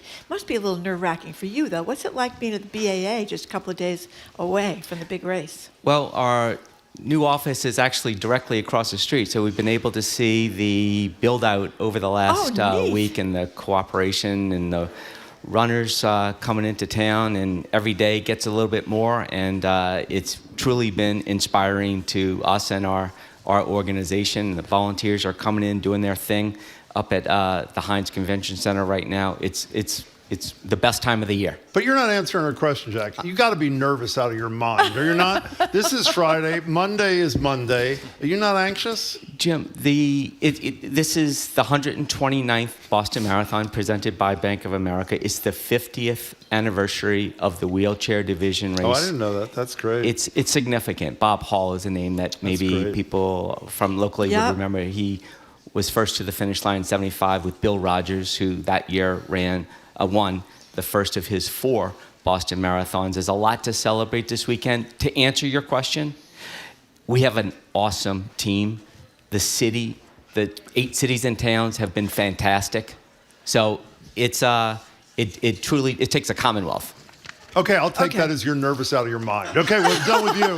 Now this is your first marathon or your first Boston Marathon? First marathon. Okay, so you're winning 10,000 meter races. I read all about that. You did a fabulous half marathon. Thank you. You look as calm as he does. Aren't you nervous about Monday? Nervous and excited, yeah. I'm really looking forward to getting my teeth stuck into it, yeah. And what's this weekend like? One of the great things I have to say, if you're not running, I know this is shocking, I'm not running on Monday. And, you're not running, no. But it's such a fabulous weekend for people who are not running to be in the city. They put on such a great show, Boston and the BAA. Mm-hmm. What's it like for you when you have to do this gargantuan thing?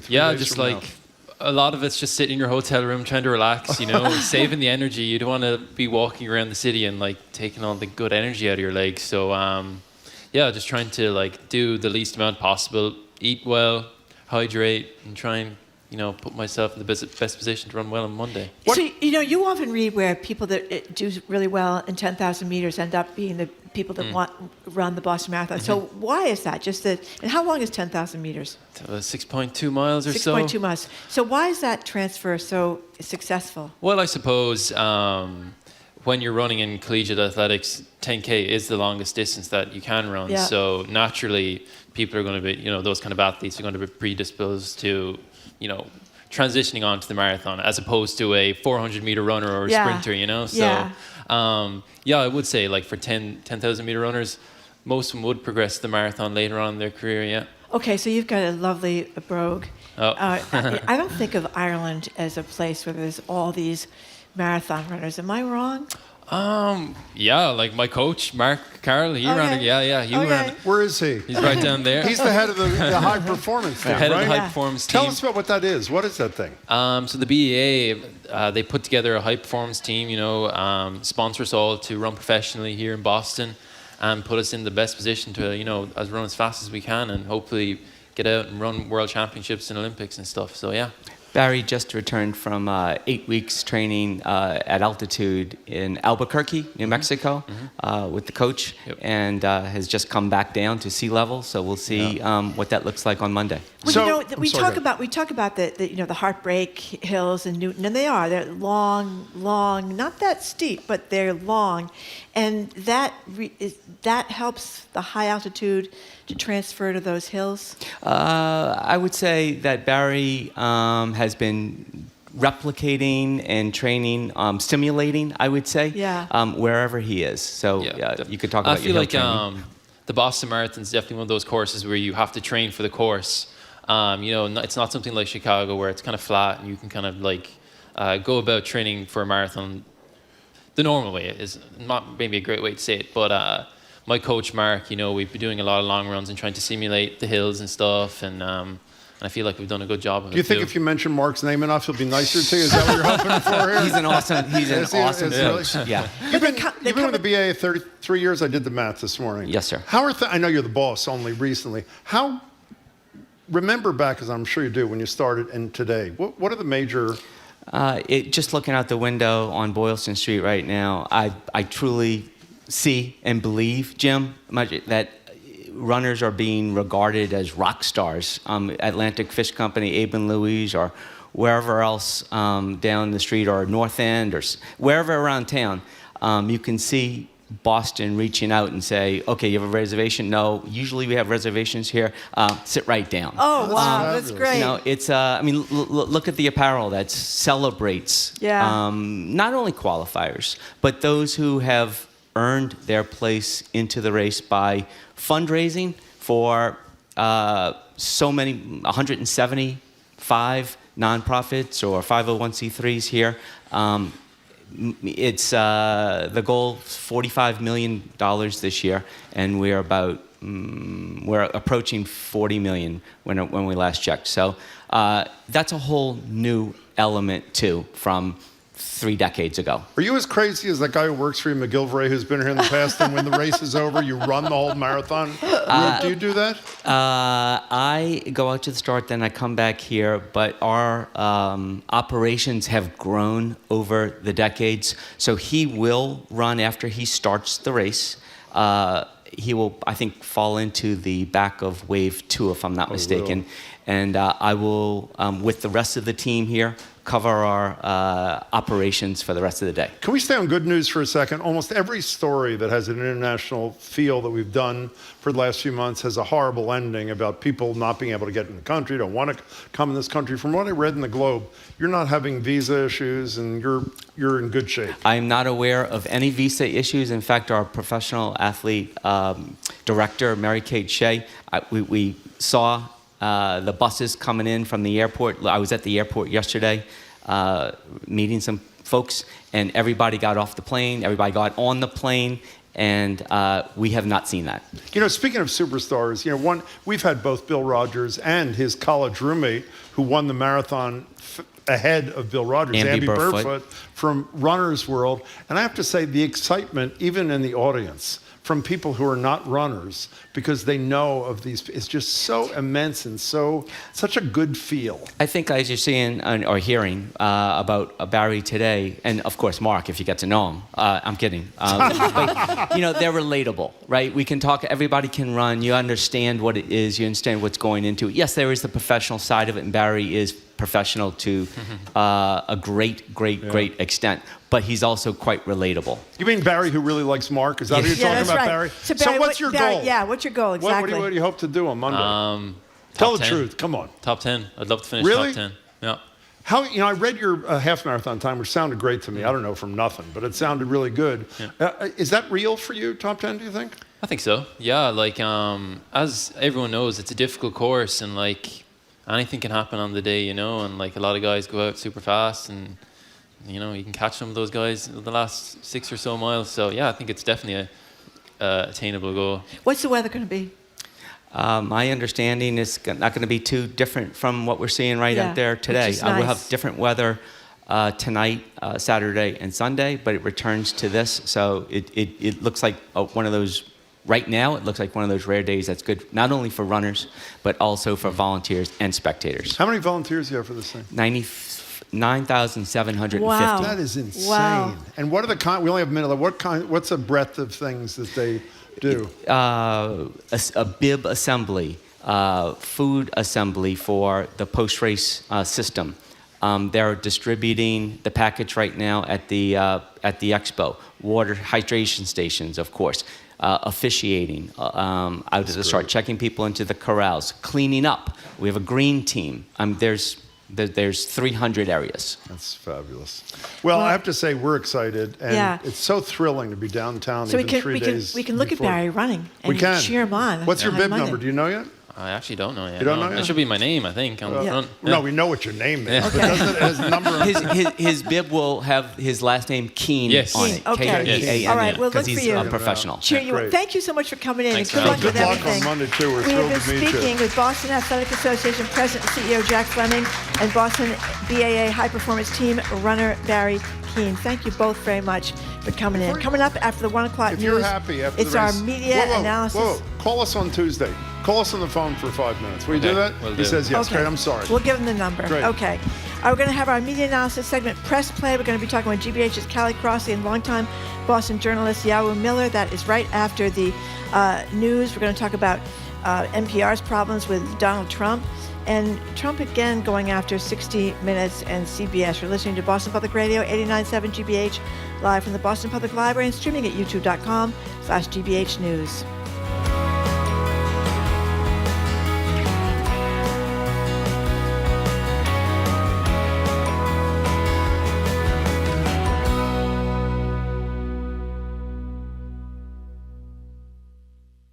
If you're a GBH member, you can access thousands of hours of PBS programs online with GBH Passport. If you're already a member, just register online today or become a member and sign up instantly at gbh.org/passport. Support for GBH comes from you. And Seasons 4, the outdoor living store in Lexington, featuring over 100 styles of outdoor furniture delivered throughout New England. Plus, a wide selection of plants, statuary, and garden accessories. April event in progress. Seasons4.com. And the Newman School in the heart of Back Bay. Dedicated to being a spirited community for local and global teachers and learners. Now enrolling middle school day students and 5-day boarding high school students. NewmanBoston.org. You're listening to 89.7 WGBH HD1 Boston. Online at gbhnews.org. GBH News, what matters to you? I'm Jim Bradley, head on Hour 3 of Boston Public Radio, live from the Boston Public Library. It's our media analysis segment, Press Play. This week we'll talk with Yawu Miller, longtime reporter at the Bay State Banner, who's just branched out with his own Boston-based local news nonprofit called Flipside, and GBH's Callie Crossley. I'm Marjorie Egan. Then Monday's Patriots Day to some, Marathon Monday to us here in Boston. We'll open the lines and ask you, why on earth would anybody want to run 26.2 miles, face Heartbreak Hill, and the dreaded moment when you hit the wall with all those miles still to go? Well, explain the allure of running to us, hype yourself up for Monday and Jim's side issue, carbohydrate loading, even if you're not running. That's next. Hour number 3 of Boston Public Radio, 89.7 GBH, live from the Boston Public Library.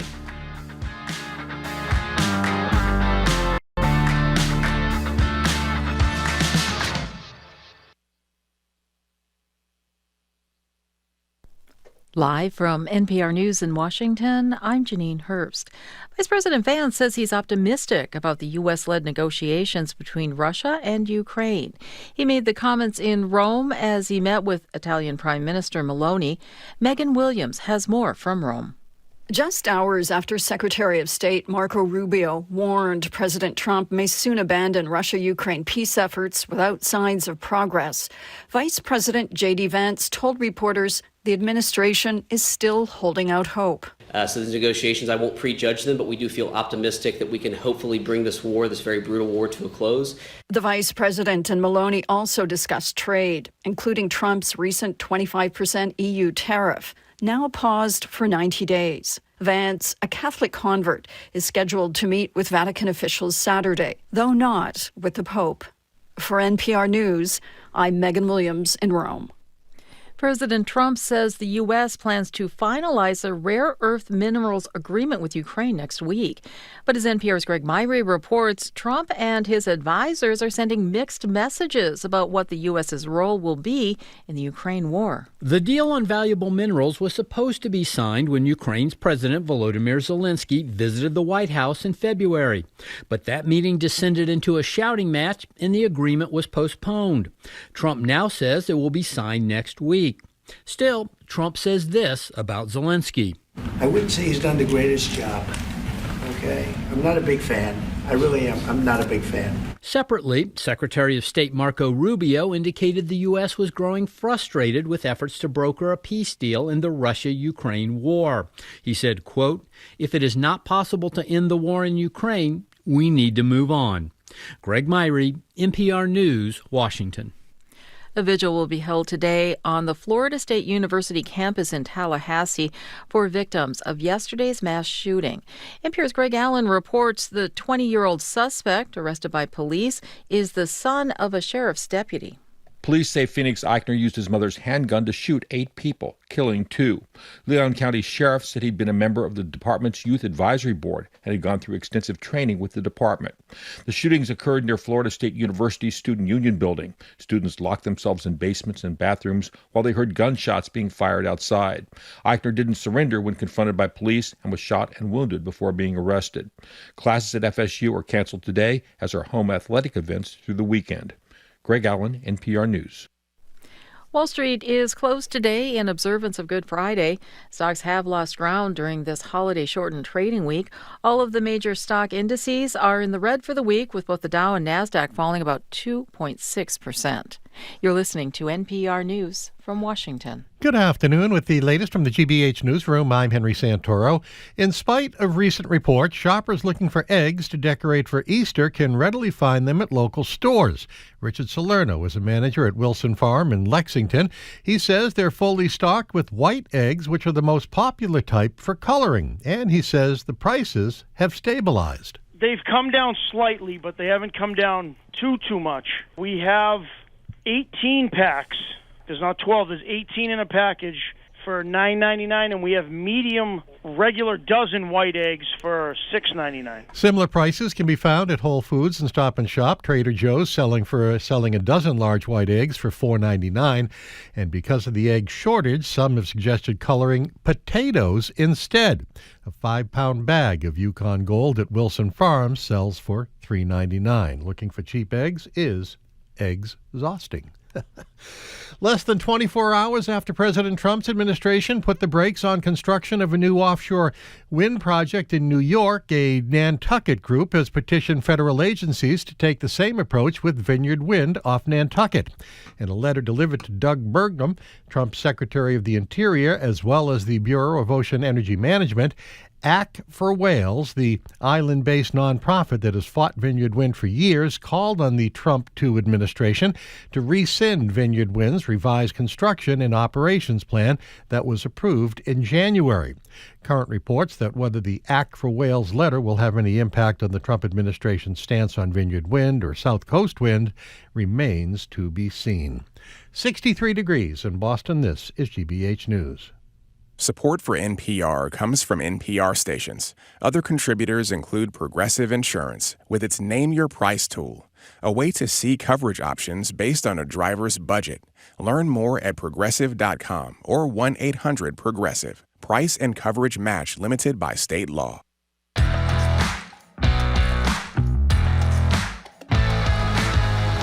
Welcome to hour number 3 of Boston Public Radio. Jim Brady and Marjorie Egan. Thank you. We are broadcasting live from the Boston Public Library with our new lawyer-approved music getting around those copyright problems. We are streaming at youtube.com/GBH News. We're going to be on tape Monday and not here Tuesday because it's the post-marathon cleanup, but we'll be back on Wednesday and Friday. Hello again, Jim. Hello again, Marjorie. It's time now for our weekly media analysis segment, Press Play. We're joined at the BPL by Callie Crossley, host of Under the Radar with Callie Crossley, Sunday nights, 89.7, 6 o'clock. You can also hear her Monday Callie commentaries on GBH's Morning Edition, and she's a co-host for GBH's Culture Show, which airs daily at 2 o'clock right here in 89.7, including live at the library for their weekend review, 2 o'clock today here. So stick around, or if you're not here, come on down. Hello, Callie. Good to see you. Hello. Also with us, we haven't seen you in a while, Yawu Miller. It's great to see you, Yawu. Thanks for joining us. Here. Former senior editor at the Bay State Banner. He's now editor-in-chief of a brand new nonprofit news service called The Flipside. It's flipsidenews.net. Welcome to you both. Thanks for being here. So we're trying, before we get into really depressing stuff, to have a little upside, and so or flip side. Tell us, Yahweh, what exactly is Flipside? So, as you mentioned, we're a nonprofit news organization, and we're covering news primarily in the communities of color in the greater Boston area. And over the last year, we talked to more than 100 community members in different settings in Boston and Chelsea, different areas. We did some focus groups, and we did some polling of people, and we found that the folks who we talked to were primarily Black and Latino, felt like they weren't well served by the news that they're getting. We asked them about what they wanted to see, and based on that, we decided that what we would cover. We're making all of our reporting available to anybody who wants to republish. We talk, with the Bay State Banner. We talk with El Mundo and other Spanish language publications as well to see what kinds of stories they want. So, I know from firsthand what it's been like at local news. That at the Banner in the 1980s, when I was first learning how to be a reporter under Brian O'Connor. It was it was a managing editor and 3 staff reporters, and it just kind of shrank. Newsrooms have shrunken, and when I was managing editor in the 90s and aughts and teens, that I'd often really need to rely on other publications who shared content in order to fill in the holes, but there wasn't a lot of content that was aimed primarily at my readership. So that's what I'm providing other news organizations, is things that their readers will be interested in. Callie, give us the website. I got it. Flipsidenews.net. Let me tell you, when you have to ask me, you're in real trouble. I've memorized that, Yawu, if I were you. Callie, there are 2 things about local news. A lot of pop-ups are doing local news stuff, not just for communities of color, but for all communities, because there is the hole that you were describing a minute ago. People like Chuck Todd, when he left NBC News, tells us on Thursdays, he's trying to do an aggregation of local news, particularly around youth sports, which people are in. And it's not just the news hole or the news desert.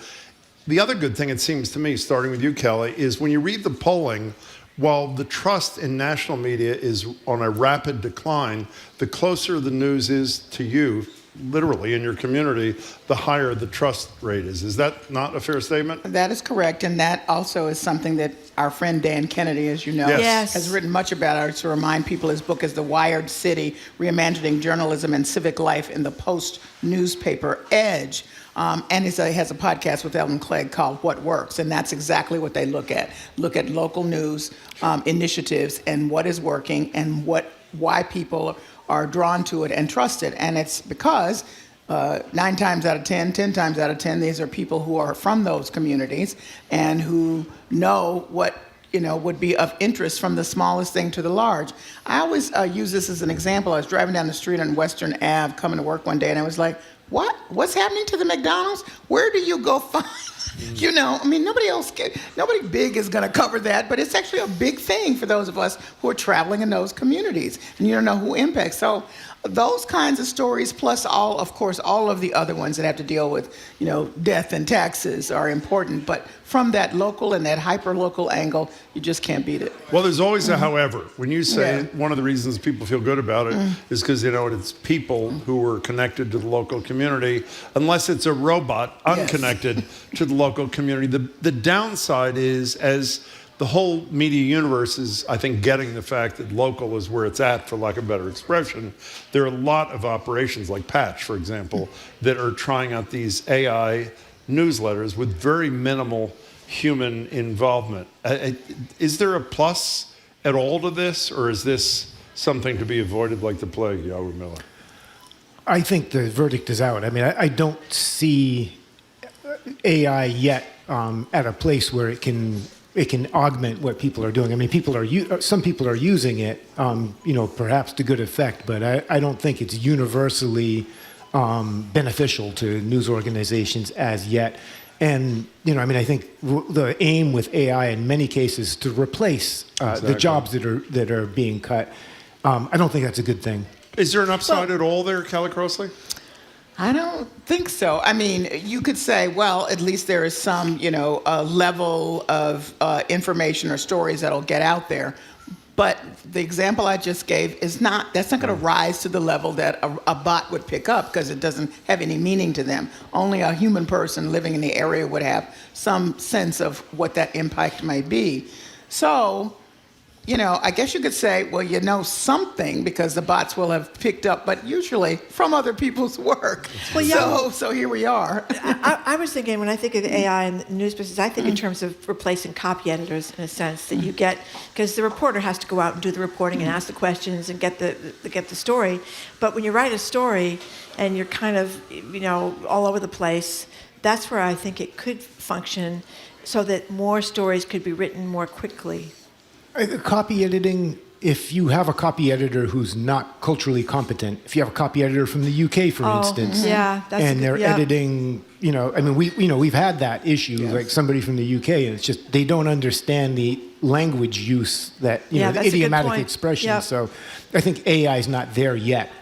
We'll see. That's the voice of Yawu Miller from the Flipside, and he's joined by Callie Crossley. So let's talk about the dilemma for the Associated Press at the White House getting access to the Oval Office and Air Force One. A court says they need to restore access, but they're not really restoring the access. Well, there's two things going on here. Obviously, they're caught in the same situation as some other issues that the White House is involved in, because they've not responded to the court's rulings either in that case. So the court said you may not. They perceived banning AP essentially from the press pool as something that was intentional and targeted and not having anything to do with the operations of the White House correspondence, but really having to do with some personal animus. And said, stop it, let them back in the pool. And the AP and Reuters are two of the news outfits that provide information for across the board all the rest of us journalists. Yeah. For example, I'd just give a good example for AP. It's AP that journalists across the country check with on election night to make sure that all of the stats are correct and that who you would call the races. They call the races. So if you're deliberately keeping them out of spaces, pool spaces, and by that I mean this is a space where they do coverage for everybody. They provide both photographs and editorial content for all the other news operations, then you're in a heap of trouble.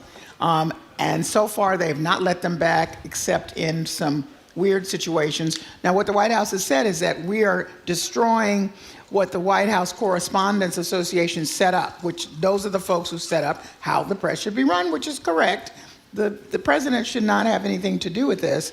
We're destroying all that, and we're going to do what we would do, so we're coming up with a different pool system. And because we have a different pool system, we can say that AP is out. This is very, very dangerous. This is very dangerous.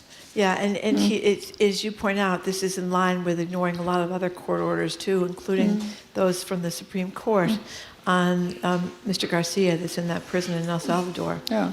I'm going to ask, Callie, I may have already done this, so my apologies. I'm sure the listeners are going to say, you're going to ask this question every single week. Yes, I am.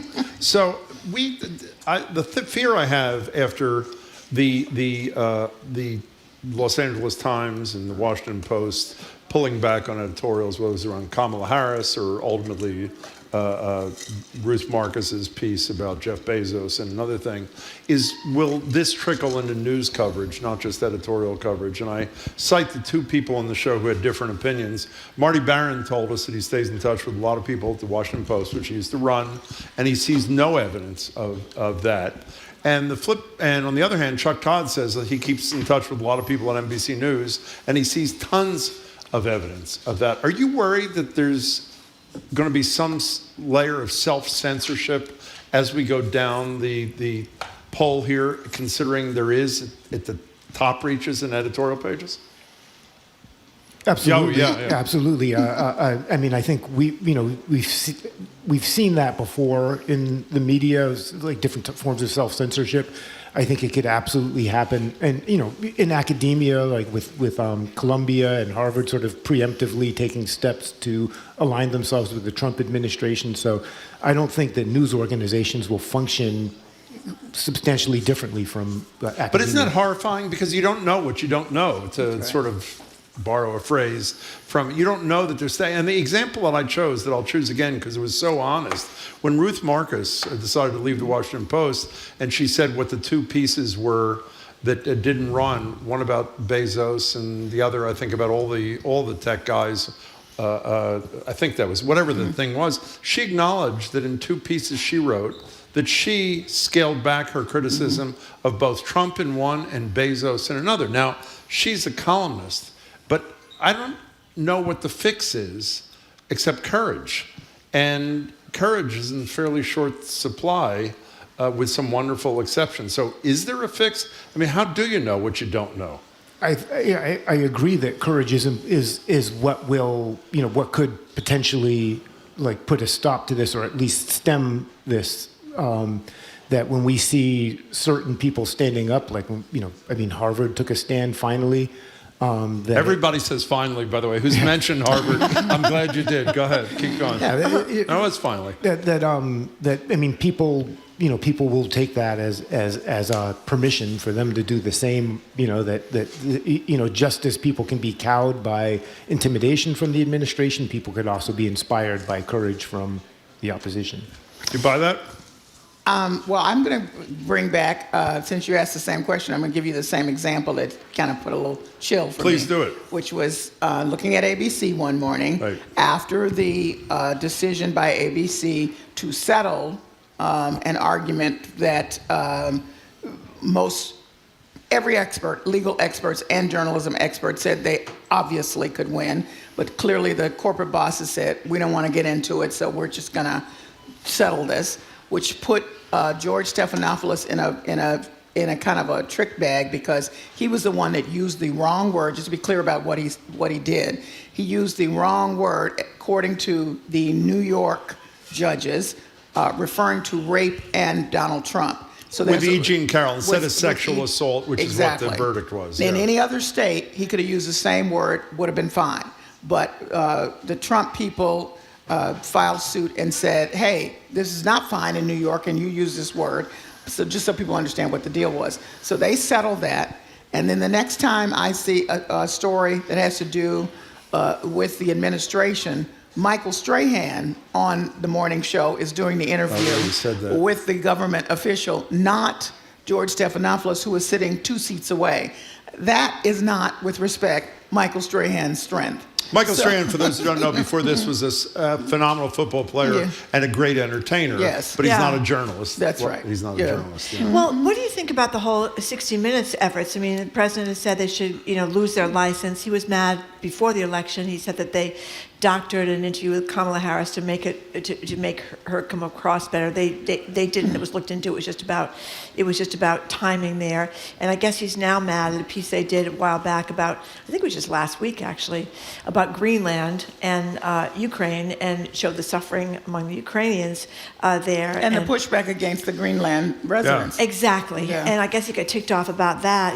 I'm surprised he didn't get ticked off about a week before that. They did this incredibly devastating piece about the suffering in Gaza where they interviewed an American doctor talking about having to amputate children's limbs with no anesthesia. I mean, you just were like heartbroken. But in any case, he wants to take away their license. He says that they should be, he wants his FCC chair to go after them, imposing fines and punishment and stuff. Which, by the way, the FCC doesn't even license them for whatever they it's don't. worth. He doesn't even understand the underlying facts. But he's got them. He's after them, basically, the president. And how you think he's going to get anywhere with CBS and 60 Minutes too? Well, I think that can be compared to his upping the ante with Harvard, saying, "Oh, so you're not going to play with me? Now I'm going to make sure I get rid of your tax-exempt status." I think it's kind of equal in that way. It all depends on what CBS decides. So what we are hearing from the inside is that the Paramount bosses really want to settle, not because they think CBS and 60 Minutes is wrong, but because they just want to put it, let's get rid of this. Let's just settle this and go on. Because they have a merger pending that the federal government has to approve, right? And so, but the 60 Minutes people and the journalists are saying, you cannot do that. That suggests that we are actually wrong, and we are not. And just so people understand what that issue was with Kamala Harris's interview, they put one part of her interview in the broadcast and then said, you can see the rest of it online, and played that. And he said there were some kind of funny things. Every week, every story, every show, they say, if you want to see more, go to blah, blah. This is not unusual. But it sows the seeds of distrust, too. And people, this is not a media thing, but it gets to the issue we're talking about self-censorship. I don't know if you saw the story about Seth Rogen is speaking at this event, which is essentially the Oscars of science, it's called. And here's a line that he said at this event. And speaking in front of all these Silicon Valley types and whatever. And it's amazing that others who have been in this room underwrote electing a man, meaning Trump, who in the last week single-handedly destroyed all of American science. And it was deleted from the broadcast of the same. Again, it's not a media thing, but it's sort of symptomatic to me of how this self-censorship or censorship both trickles down and trickles out. And another example, I don't mean to belabor it, but we should. Gannett, which I think is the largest newspaper chain in the country, is essentially decided they're not going to publish any of their DEI data anymore. They said we're going to stay true to our values or whatever the hell people say in those circumstances. But should that matter to a reader of one of the zillions of Gannett papers, Yawu Miller?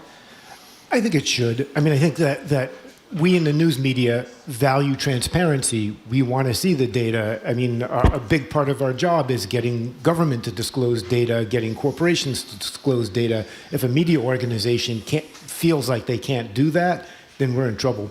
Well, in a related note, which is also not me, didn't you write a piece for the Bay State Banner about nonprofits around town also worried about continuing to embrace DEI for fear of their piece of federal? What did you find? So 826 Boston, which teaches reading, they do tutoring, and then they publish creative writing and other writing by Boston Public School students.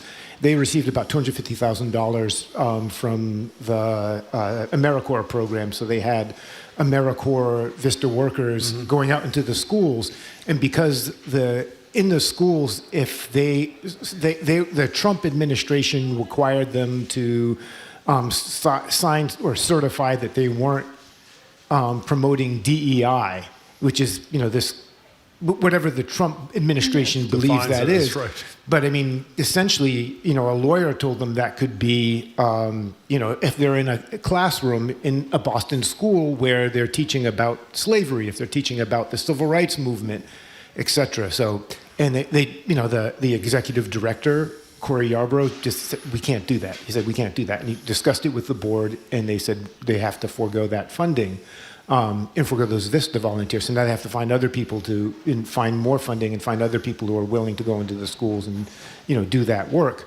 So, I mean, that's just one example. The other stuff I was looking at was more, community development corporations losing funding and, But the nonprofit sector in Boston, I mean, everybody's worried. How big is that first group's budget that lost $250,000 roughly? I don't know. Yeah, I don't know. You know why that story I found to be so important, and I hope it gets big play, is when you see Harvard finally standing up, you say, well, it's fabulous they do it, and hopefully that'll cause other people to do it. But a lot of people respond by saying, well, if I had $60 billion endowment, I'd have the courage to do this too. That organization, I'm guessing, is a low $1 million plus organization. Losing $250,000 is a lot more significant to them, I would argue, apologies Harvard, than a couple of $1 billion in the long run to them. That, to me, is really a hugely inspiring story about someone staying committed to something they believe in. You know? I just want to say, too, that Universal Hub was the first outlet to report that. So well, that's great. It's great. I just want to respond to this texter because this drives me a little bit nuts. This person says, it's great the White House made space for new tech media in the press pool. The legacy media is no longer where people get their news. Number one, I think they've made space for people that are sycophants, basically, to Donald Trump, who ask questions of Vladimir Zelensky, like, why aren't you wearing a suit? That was Marjorie Taylor Greene's boyfriend. And by the way, that's true. That is not, it sounds so preposterous. Right. Yeah, that's right. All true. With what he's dealing with in Ukraine. And the second thing is, people may go to Instagram or TikTok or X or Blue Sky, wherever, to see things that are happening. But most of the time, the things that are happening are reported by the so-called legacy media. Exactly. The ABC, NBC, CNN, the newspapers, the Wall Street Journal, Wired has done some great reporting. But somebody has to go, as we all know, as reporters, to the scene and talk to people and do these things. What places like Instagram and all the rest and TikTok, they will take those stories, or Google, they will, or Drudge, any of them. They'll take other people's stories and aggregate them and put them on their website. So the news, much of it is still driven by the legacy. Well, can I tell a story that you will probably remember? We used to work in commercial radio, as you know, and we were the only, let's say, non-conservatives, I'll be kind, on the station. And one of our conservative colleagues said one day on the radio, they could get rid of the Globe, the New York Times, the Washington Post. We'd never miss a beat. We don't need the mainstream press. So Marjorie and I, brilliantly, if I say so myself, listened to his show the rest of the week. 85% of the stories he talked about with his listeners were from one of the three newspapers. He said, obviously, he had a different spin, but he was as dependent upon the hated mainstream media, as more enlightened I think people I want to add one other thing, too, because it's been presented as though there has been no expansion of the original legacy media in those seats, and that's actually not true. That has been happening with the White House Correspondents Association. Of course, their ranks are, expanded with people who work in different kinds of settings than when they first began the organization. So those people are represented. That should be made clear in the White House Correspondents Association already. So this is not that, just to be clear. So, Yawu, before you go, this is the most difficult question of the whole day. So you ready for this? What's the website of your new venture? Take your time. Take all the time you need. What is it? FlipsideNews.net. FlipsideNews.net. Okay. I think thank you both very much. Congratulations, by the way. Check it out. The site looks great, by the way. Good to see you both. Thank you. Speaking with GBH's Callie Crossley, host of Under the Radar with Callie Crossley, Sunday nights, 89.7 at 6 o'clock. You can also hear her Monday Callie commentaries on GBH's Morning Edition, and she is co-host of GBH's Culture Show, which airs daily at 2. And today it's going to be right here, broadcasting at the Boston Public Library. As soon as we're done, it's their Week in Review today. Yawu Miller is longtime editor for the Bay State Banner and current editor-in-chief for the brand new nonprofit news outlet, The Flipside, and the website is flipsidenews.com. .net. Thank you very much. Okay, after a quick break, we are opening the phone and text lines. At the beginning of today's show, we talked to you about Patriots Day, but Monday is also Marathon Monday. And so to cap off our weekend, we're opening the phone and text lines to talk about the marathon running and you, and to hear again Jim's story about his incredible times at all those marathons he ran back in the day in New York City. You're listening to Boston Public Radio, 89.7 GBH, live from the Boston Public Library and streaming at youtube.com/GBH News.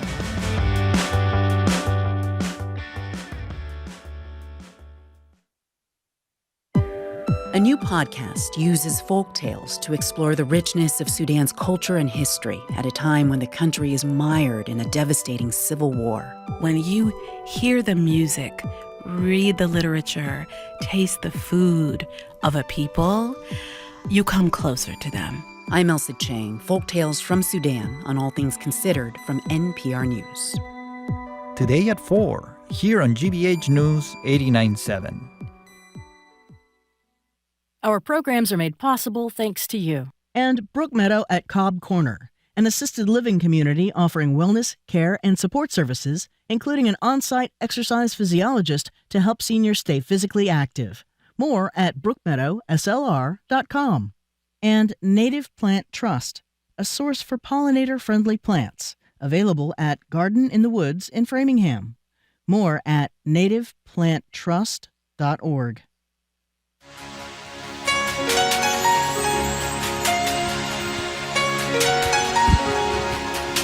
Now that is music. Okay. Welcome back to Boston Public Radio, Chariots of Fire, for those who don't know. Mark Megan, Jim Browdy, live at the lobby, streaming youtube.com/GBH News. We are not here Tuesday because they're cleaning up after the marathon. We'll be back at the library next Wednesday and Friday. Speaking of the marathon, we just spoke to the head of the BAA and one of the young first-time runners. If you somehow missed it, the race is Monday.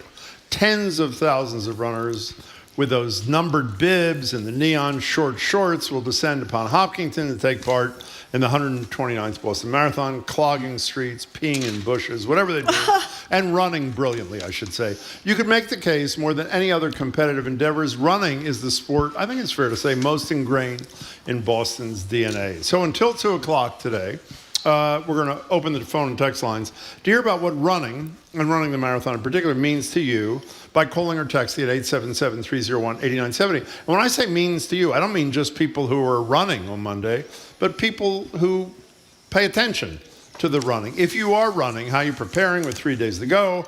What does it mean to be running Boston versus some other, run-of-the-mill marathon, say, in New York City? Well, that's not run-of-the-mill to me, so to speak. And for those of you who are not running, are you doing what I'm doing, which is carbo loading anyway, just to get in the spirit? Also, you know, my favorite day is the day after the marathon. You ever drive down Soldiers Field Road the day after the marathon? Everybody of every size and shape, they're all joining gyms. Are you about to do that? So we want to speak to runners, would-be runners, and slouches about their marathon-related behavior at 877-301-8970. This also gives us an opportunity, which really aggravates Marjorie. Once a year, we get to expose the fact that while she said she ran a marathon faster than I did, Jamie actually went and researched it, and she did not. Well, hold on. That wasn't the one I said. I will be sharing the numbers with listeners, so get your pens or your phones or whatever ready. That was not the one I said I ran faster than you. The one I ran faster than you was the Marine Corps Marathon. Did not. Well, it's funny we can't find any record of that, can we? I don't know why we can't find any record of that. We can find a record of the other one. Marine Corps Marathon. Okay, fine. Washington, D.C. Okay, since you asked, Marjorie. It would have also Marjorie. been Okay, fine. a long Here time it ago, is. 78 or 79. Marjorie ran the Island Marathon. I did. Now, let me tell you. Lake Champlain Island Marathon. Can I explain this, It was 90 please? degrees. It was a tough day. Here's what run. she said to me. When I first compared marathons with her, when I first met her, this is true. Tell me this is not true. She said, I came in third among women. There were 3 women in the race. 3 women in the race. Yes, there were. Okay, that's one. No, I think there were 12. Can I say this? 3:52:22, which is a fine time, by the way. Somebody else, that would be me, ran the New York City Marathon a few years earlier, 13 minutes faster, in 3 hours, 39 minutes, and 56 seconds. Since you're such a brilliant investigator over there, Jamie, the Marine Corps Marathon, it was either 3:17 or 3:21. He's looked for years. Nobody has a record of that. I forget which. I bet they do, Marine Corps Marathon. He found the one up in Lake Champlain Island. Oh, you know what I forgot to tell you? That he can't find I set the world record in the marathon. I forgot to tell you, in Chicago. I'm so sorry. But unfortunately, that day's paper is not in the archives. 877-301-89. So whenever Marjorie turns red, I came in and third. She's a very honest person. Jim came in 2,000. Well, that happens to be true, but I still ran faster than you, whatever it is. I don't think that's true. Okay, let's take some calls. By the way, I would ask people, whom do they believe? I don't care who they believe. I have the facts in front of me. Again, we're talking to a bunch of people. Okay. People who are running, people who want to run in the future, so you decide the day after to do a whole bunch of things, and people who have no intention of ever running, but either love or hate the marathon being in your city. I think I love the feel. Did you ever qualify for the Boston Marathon, Jim? I didn't try to qualify for the Boston Marathon. I qualified for the Boston Marathon by running my 3:17 or 3:21. Why do you look at him when you're telling the story? Is he on the show? He found what I couldn't find. I couldn't find Burlington, Vermont. He found it, so Jamie's better at this than I am. This woman who is stumbling across the finish line. That's me. That's right. That is Marjorie stumbling in the red. across the finish line. Okay, she came in third, and I came in third among the women. That was last among women, but she was third among women. I think that guy behind me, is that him pictured over to the right? I'm not sure. He's a fine-looking specimen. Yeah, fine-looking specimen. That's right. Fine. Okay, can we get back to the topic at hand? Let's talk to some real people here, Jim. Stop talking about ourselves. 877-381-8970. Mark in the car. What are you doing for the marathon? Hi, Mark. Oh, I'll probably be listening to it on the radio. Yeah. But I ran Boston 5 times as a qualified runner. There you go. God. I ran 2003 was the first time, 2012 was the last time. And I read recently that all I have to do to qualify and get good again is be 20 years old. And, I'm 62 now. Yeah. So but, it is, for some, I grew up in Newton. We used to go out and watch the runners go by and think that was cool. But when I was 41, I ran my first Boston, and it's an event that's kind of hard to explain for a marathoner or someone who loves it because, when you're there, it's just an amazing event. It's a party, it's a celebration of running, and it's a celebration of Boston. You can hear it in your voice, Mark. That was a great call. Congratulations on doing 5 times, and that was a beautiful call, actually. Thank you very much for making it. 877-301-8970 is the number. Let's go to Paula from Marshfield. Hi, Paula. Hello, Paula. Hi, guys. First of all, thanks for getting me through the Trump era. We only have like 1,000 days to go. We're in good shape. Go ahead. I know. Or more, actually. Go ahead. Thank you. So anyhow, I'm going to be at the marathon on Monday. Good. My son is running in it. Oh, congrats. And he made over $12,000 in donations. So we are so proud. You should be. So happy for him. And, he's not an elite runner. But this is a cause dear to his heart because his father had cancer. His father-in-law died of cancer. And his dearest uncle died in November of cancer. So who's he raising it for? So he's running for these 3 people. But who's the charity? Which charity? American Cancer Society? Well, actually, he works at Dana-Farber. Oh, Dana-Farber. Great. That's great. That's great. So, that's an opportunity. Anyhow, guys, I know other people want to call in, but I'm just so proud of him. Paula, thank you very much. I can hear it in your voice, thank you very much for the call. And that's a great thing to do for his dad.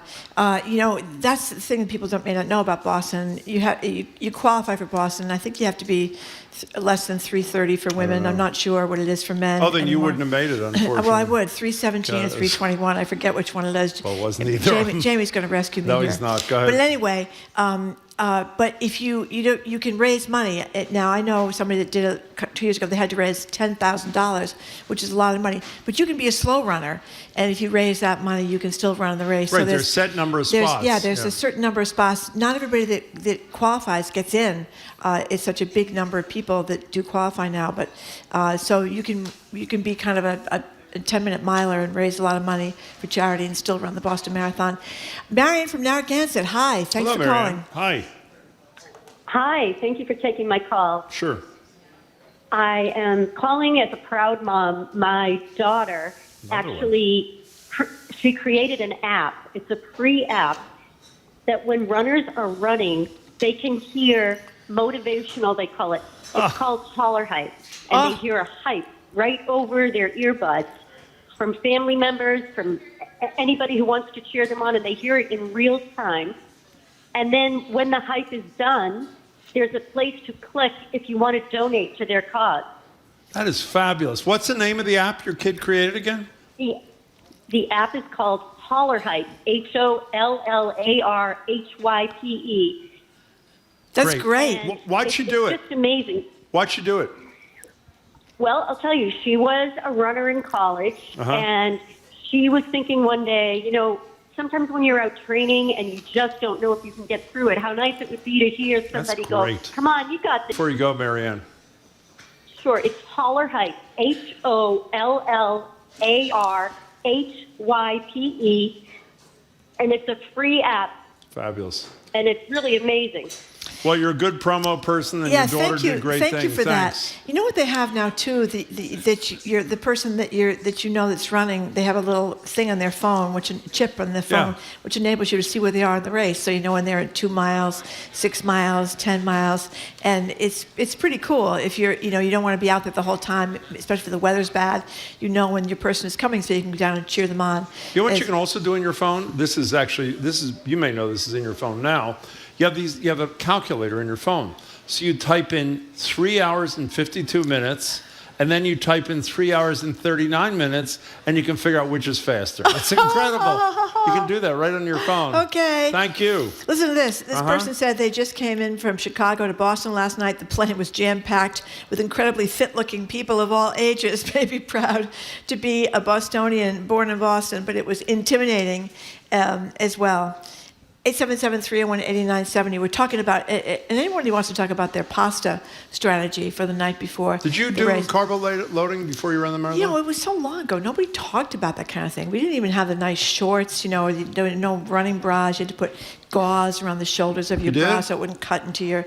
Yeah, those are the dark ages, Jim. Don't people still put Vaseline like on the side of their crotch and stuff? Yeah, between their thighs. Yeah, well, there too. I think people do that, and they put it on their feet so that they don't get as many blisters. Your big toe generally turns black from all those miles. That's kind of a downside of running. I guess you can paint it if you want to. Lori from Boston. What do you think, Lori? Hello, Lori. Hello. I hope you can hear me. I just pulled into my garage. We can hear you. In Boston. Okay. It's just so exciting. It's just the best marathon ever. I had my best time, 3:11 and change. Wow. And, wow, Lori. Your time was really, really great. And I'm right now recovering from my third knee surgery. Oh, sorry to hear that. But I wouldn't have missed any of it. And many years ago, I used to run 10Ks with the Hoyt. Oh my goodness, the father and son, and the son was in the wheelchair, and the father pushed him. Yeah. What a great story that was. What a great family that was. Lori, 3:11, you were really cracking. You was a great runner. But you know what? Lori, thanks. You know what I've always thought too? I hate to see people running on the sidewalk. They should run on the street because the asphalt is softer. Why would they run on the sidewalk? To get past other people? I don't know. A lot of people run on the sidewalk, and the concrete is really hard on your legs, and you have to give yourself days off. You just can't be running every day. Can I ask you something that's a little sensitive? How would you feel if you owned a house with a yard in Hopkinton near the starting line? Well, I think they have improved the porta potty situation. That's what my question was. Yeah, they try to get a lot of porta potties up there because everybody's nervous before the race, so there's not these bad situations. I think it's improved. Nervous meaning like peeing? Yeah, people were concerned. They had these lovely lawns for the springtime. Peeing on the lawns. Daffodils and tulips, and but if you go down like Beacon Street and Commonwealth Avenue now, the daffodils are great, and people run along with the daffodils. And I've lived for my whole adult life since 40 years now in Boston, right on Beacon Street or right off Beacon Street. So you get to go out and you could hear the crowd. You'd hear the crowd late into the day when long past the elite runners coming in. It'll be 4 hours into the race or something. You can still hear people shouting for the runners as they come by. It's pretty neat. You, Alberto Saldivar, before he got in some trouble, was the world champion marathoner, run New York a bunch of times. And I'm not going to get the quote right, but it's close to right. He was asked how incredible it is to be able to run 26 miles in whatever it was, 2 hours and 8 minutes. He said, "You think that's hard? What's harder is running 26 miles in 5 hours and 8 minutes." And it is true. When you see people, even people who walk a little bit, to do that as some first-timers who are not big-time athletes, running 4.5, 5 hours or more. It's a long time. It's huge. It really it's a long is. time. But they have all this special stuff we were talking about before. What do you these mean? little packets, like mayonnaise packets, you can carry Mayonnaise? on your body. Well, it's not mayonnaise, but it's stuff that restores your glucose, because that's why people pasta load, because of the glucose, and you get to mile 20, 21. So what do you ingest? Well, this gel stuff that kind of it makes you feel better. I remember having a piece of juicy fruit gum. Somebody gave me a piece of juicy fruit gum at like 20 miles. This is in Rhode Island, and it was a big game changer, Jim. Juicy fruit saved my life. It's a beautiful story. Then that was before they cleared the roads. Then I got stuck behind a bus. It was great. Well, how fitting is that you'd get stuck behind a bus? The fumes are coming at me from behind the bus. It was great. Which one was this one? In Rhode Island. This is the Ocean State Marathon. Yeah, allegedly. Now, what's the great road race that's like 6 miles on the Cape? The Falmouth Road Race. Everybody says the most beautiful. You ever run that? No, I've never run that. My daughter has, though. Yes, my daughter's run that. My cousins have run that. My nieces have run that. Okay, they're still looking for my Marine Corps Marathon time. Let me tell you, they started looking for it 5 years ago. Listen to this. Supreme Court Justice Clarence Thomas completed in 3 hours and 11 minutes. Yeah, and Donald Trump weighs 187 pounds. Are you kidding me? Wow, that's really fast. Wait, is that true? Really? That is really hard to believe. Wow, that's impressive. Stephanie from Hamilton, thank you for calling. Hello, Stephanie. Hi, Stephanie from Hamilton. We Great heard that. to be on here. I just have a fun story to tell. Please. So back in 2005, I lived in downtown Boston. I was working as an intern in nutrition at one of the hospitals. Was determined to run the marathon, even though I knew I couldn't do it, really. And I ended up being able to run the first half, walk the second half, and I finished, not registered. The next year was the 100th. Wow. So they had 40,000 runners instead of 10,000. We didn't have the internet back then. They've been reporting in Runner's World, which is really our main connection to the running community, that they did not want bandits running in the 100th because of the numbers. But my roommate and I had already trained hours and hours and hours before we realized that. A bandit is someone who runs without being registered. So we were determined to do it. They closed down Hopkinton at 6 in the morning, and we had someone drive us out there before that to camp out until the start of the race at 12. We hopped in behind all the 40,000 runners, ran it, finished it, and it was just phenomenal. We were worried people would be mean to us and harsh with us, but people were so nice. It was spectacular. It was just such a fun story. Great memories. Another voice, you can tell in people's voice how excited they were and are. Stephanie, thank you. We have some more marathon runners. John Edwards ran for president, ran in 83, finished in 3:30. Oprah. Whatever happened to him? I don't know what happened to him. No, Oprah ran in 94 at a time of 4 hours and 29 minutes. Jill Biden in 1998 at 4:30. So those are you didn't read the last note from Marjorie did not make the famous finishers on the Marine Corps Marathon website. Can I ask you a question, if I may, because you're a really good thinker? They were able to find Clarence Thomas. I don't know. Having run the Marine Corps Marathon. I don't know. But they apparently can't find you. I was there with my 2 college roommates. You were? Yes. Where are they? One was in Connecticut, and one you've met. She's in Annapolis. Yeah, I haven't heard from her. We'll call her up and ask her about We will call her up, Marine Corps Marathon. Jamie, call her up. Okay, here's Melissa from Dorchester. For the past 13 years, my mom, who comes all the way from New Bedford, and I have volunteered handing out water for folks at mile 23. It's been a great bonding experience. And then listen to this one, Kathy from Boston Strong. I ran my first marathon ever at age 49, the Boston Marathon of 2018, the year of the cold, pouring rain. It was like running 26 miles in a car wash, but it was one of the best experiences of my life. I ran for Impact, Melanoma, and my daughters cheered for me at Heartbreak Hill and met me at the finish line. I am still empowered by that day, and my daughters are too. Well, you know, speaking of the finish line, we mentioned the other day we were sitting here preparing with Mayor Wu, and some other survivors of the horror of 12 years ago came for that ceremony on the 12th anniversary. And it was actually, I saw some video of it. It was really quite beautiful. And when people say never forget, often they do. And Boston is not, which I hope matters a lot to the families who suffered the unimaginable. Our number is 877-301-8970. We're getting very wholesome stories. Very wholesome stories. No sort of slouches, no would-bes who are going to really start getting in shape on Tuesday kind of thing, but that's what it is. Ted in Medway, hi. Hi, good morning. Good afternoon. Hi. When I was a child... Hi. Hi. When you were when I was a child, my father drove me over to Boston College and said we're going to watch the marathon. Mm-hmm. So he stood on the top of Breakneck Hill And the first group over the hill that day were a group of Japanese runners. So years later, it was the Kenyans, but in those years, it was the Japanese runners. Yeah, Okay. it's changed. Ted, thank you. The Americans were, thank you for the call, Ted. The Americans dominated for a while back in Bill Rogers' day, but then it changed. Somebody is just telling me, just texted to say how they love Joan Benoit. Remember Joan Benoit Joan from Benoit Maine? Samuelson, sure. She was a great runner, and didn't she win the Olympic marathon? I think I could be wrong, but she competed in the Olympic, and she was a little bit of a thing, like 5'3" or something, and she had this little short pace, low to the ground, but it really worked. And she was a great runner. By the way, here's what one of our coworkers, a note they wrote us. Nothing would make us as a staff happier than finding this time for you, Marjorie, especially if it turns out you beat Jim. Yeah, I'm very upset that little Burlington, Vermont could find me, but maybe because I wrote a story about it. That's Did you write a story about it? I wrote a story about it. Wait, yeah. at the time you did? Yeah. Oh, I didn't know that. In the Free Press? In the Free Press. Oh. Didn't you get the story? I had the stories right there, I was so Jim. busy staring at my own time in the New York City Marathon that I had a hard time reading what I was given. Okay.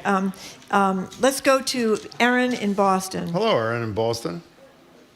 Hi, Jim and Marjorie. First time, long time. We love that. Thank you. I just wanted to make a shout out first to both of you. When my sister-in-law was going through cancer treatment, she would listen to you come in and out. So thank you for what you do. I'm running my 22nd marathon for Dana-Farber Cancer Institute. Wow. My 11th Boston. Not all have been for Dana-Farber, but just wanted to shout out to those parents who bring kids to watch.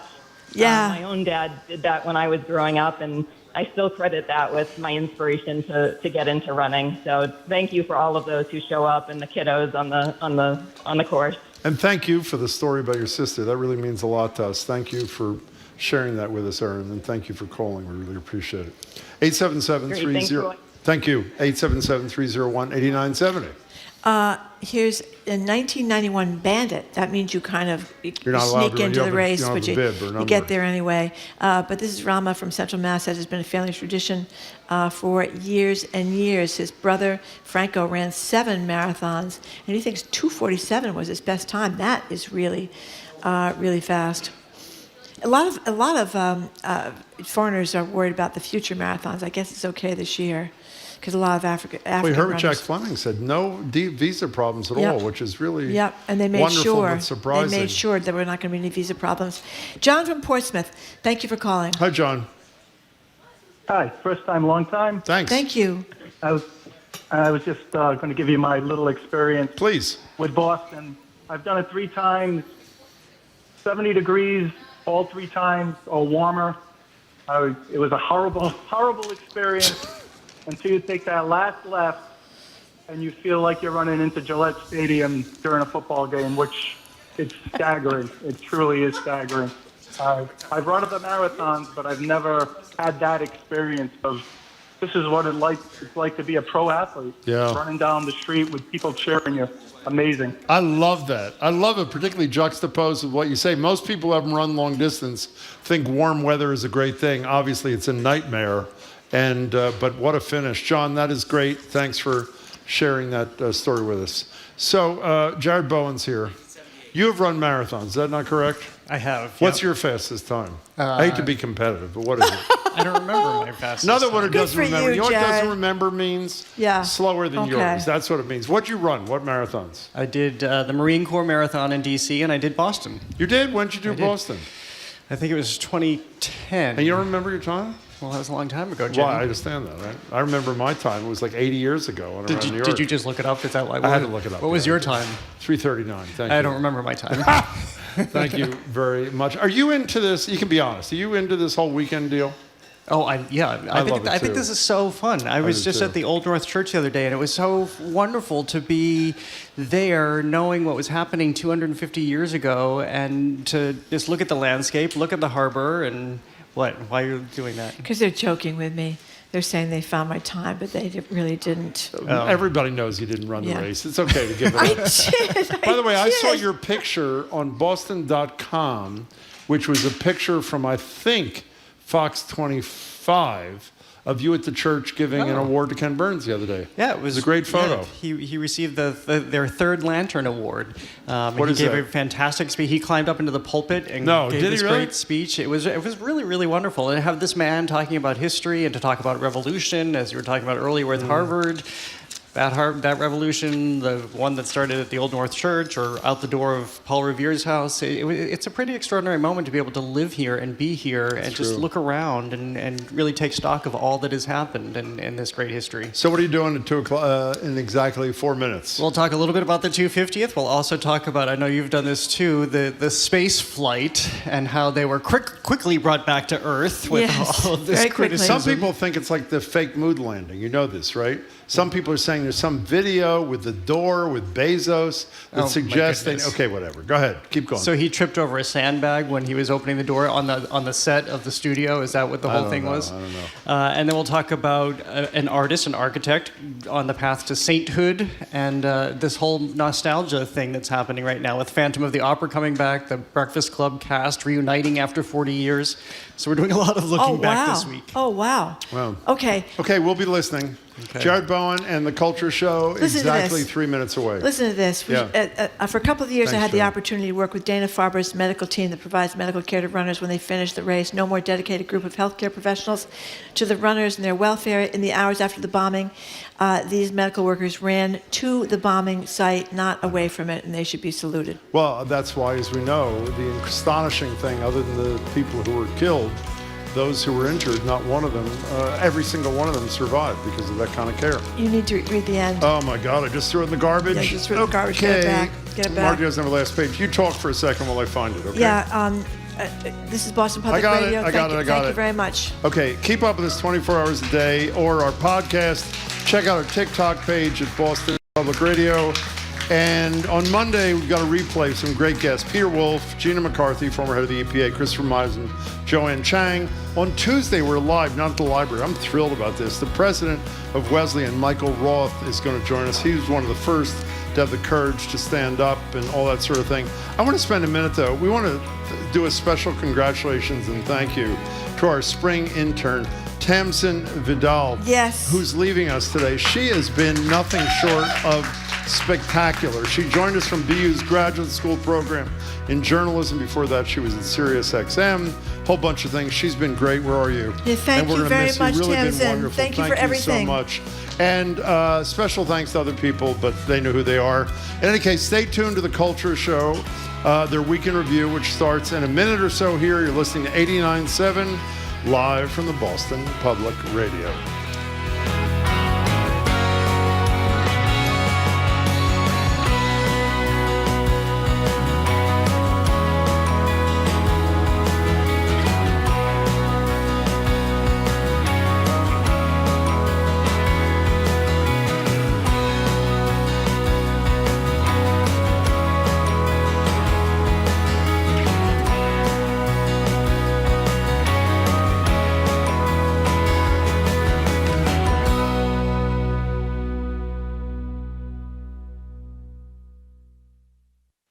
What's trending?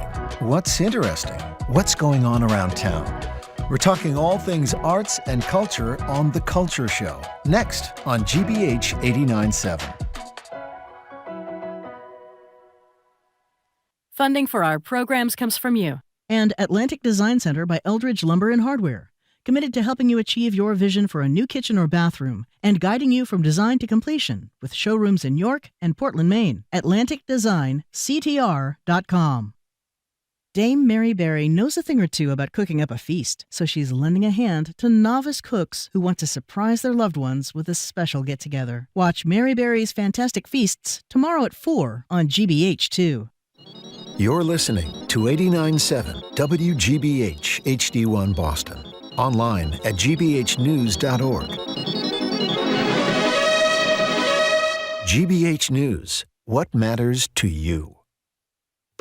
I'm Jared Bowen. This is The Culture Show coming up today. It's one small step for man, one giant leap for mankind. Now, Jeff Bezos has put women in the sequel, sending an all-female celebrity crew to space, including Gale King and Katy Perry. It's about a collective energy in there. It's about us. It's about making space for future women and taking up space and belonging. And it's about this wonderful world that we see right out there and appreciating it. This is all for the benefit of Earth. Was this a giant step for womankind or one giant PR stunt? When I think of like feminism and moving the needle for women, I don't think about dressing up like Space Barbie. From there, a weekend packed with Patriots Day events as we near the 250th anniversary of the Revolutionary War. From recreating Paul Revere's famous Midnight Ride. The Redcoats are coming! The Redcoats are coming! Wake up your men and bring them to Lexington at once! Wake up! The regulars are coming! Wake up and be a free man or Liberty dies tonight! To reenactments of the battles of Lexington and Concord. Fire! Fire! March, march! Quickly! To the front here! Quick! Watch those muskets! Quickly, low! And a coming-of-age film that refuses to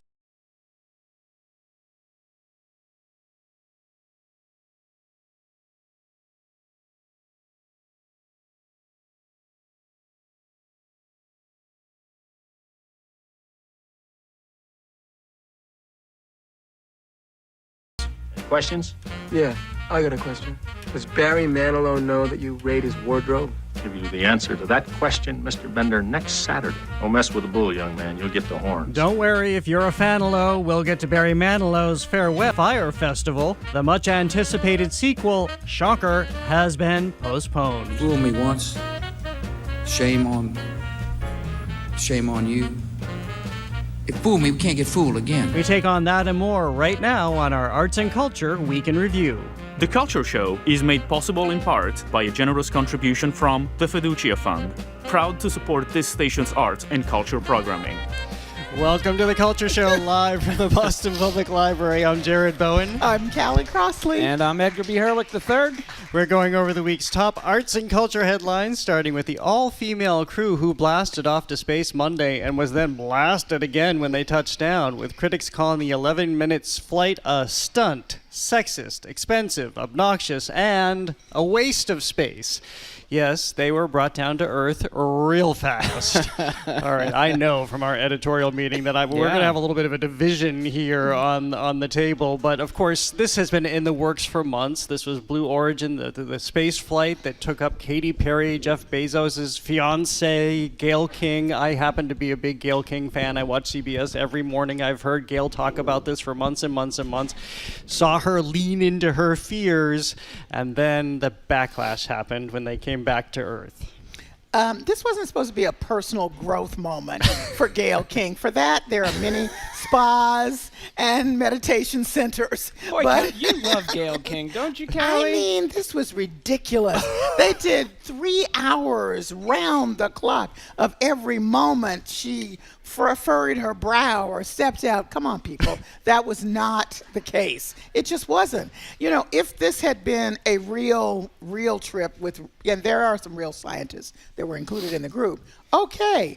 And the poor scientists were trying so hard to say they were doing some experiments that were worthy, and I'm sure there were. But the bottom line is that this was stunt casting done by Lauren Sanchez, Jeff Bezos' fiance. And the first time he did stunt casting and took up a group of people, a number of the folks that work for him said, you know, maybe you could do a little something down here on Earth, and that would work for us. So I just think this was really crazy. It was for it was all for the benefit of Earth. Yes, I'm according sure. to Katy Perry. Yes, at the zillions and millions of dollars they spent for this all this is space tourism, which is okay. Jeff Bezos is a business person. Totally. He wants to do that. Go forward, but do not blow it up like this is the second coming of woman in space, because it's not. And then they had real astronauts like Mae Jemison trying to dress this up, and it was just embarrassing, I thought. Wow. So you're on board, so to speak, with what they've done. No, I mean, I think your last point there, Callie, is the one I agree with. Like on the one hand, they would have gotten some criticism either way, right? And there is, I think, some valid criticism about, the energy and the cost it takes to put people up into space in this way, and whether space tourism is something we ought to be doing.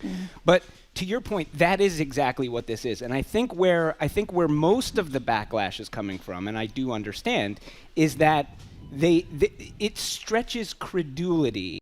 The sort of credit that there seems to be being taken about this, and the blowing it up, as you say, into something other than what it was, which was on its face totally fine. I mean, if I had the opportunity, I'd go up into space in this way. It'd be cool, right? Well, here's a taste of some of the backlash. So here's Jenna Bush and Olivia Munn on the Today Show questioning the utility of this space flight. They are getting their hair done, their makeup done, even eyelash extensions. Like they said this out loud? I believe so. In fact, Katie said she was going to put the ass in astronaut. I don't know. Space exploration was to further our knowledge and to help mankind. I mean, what are they going to do up there that has made it better for us down here? I don't know.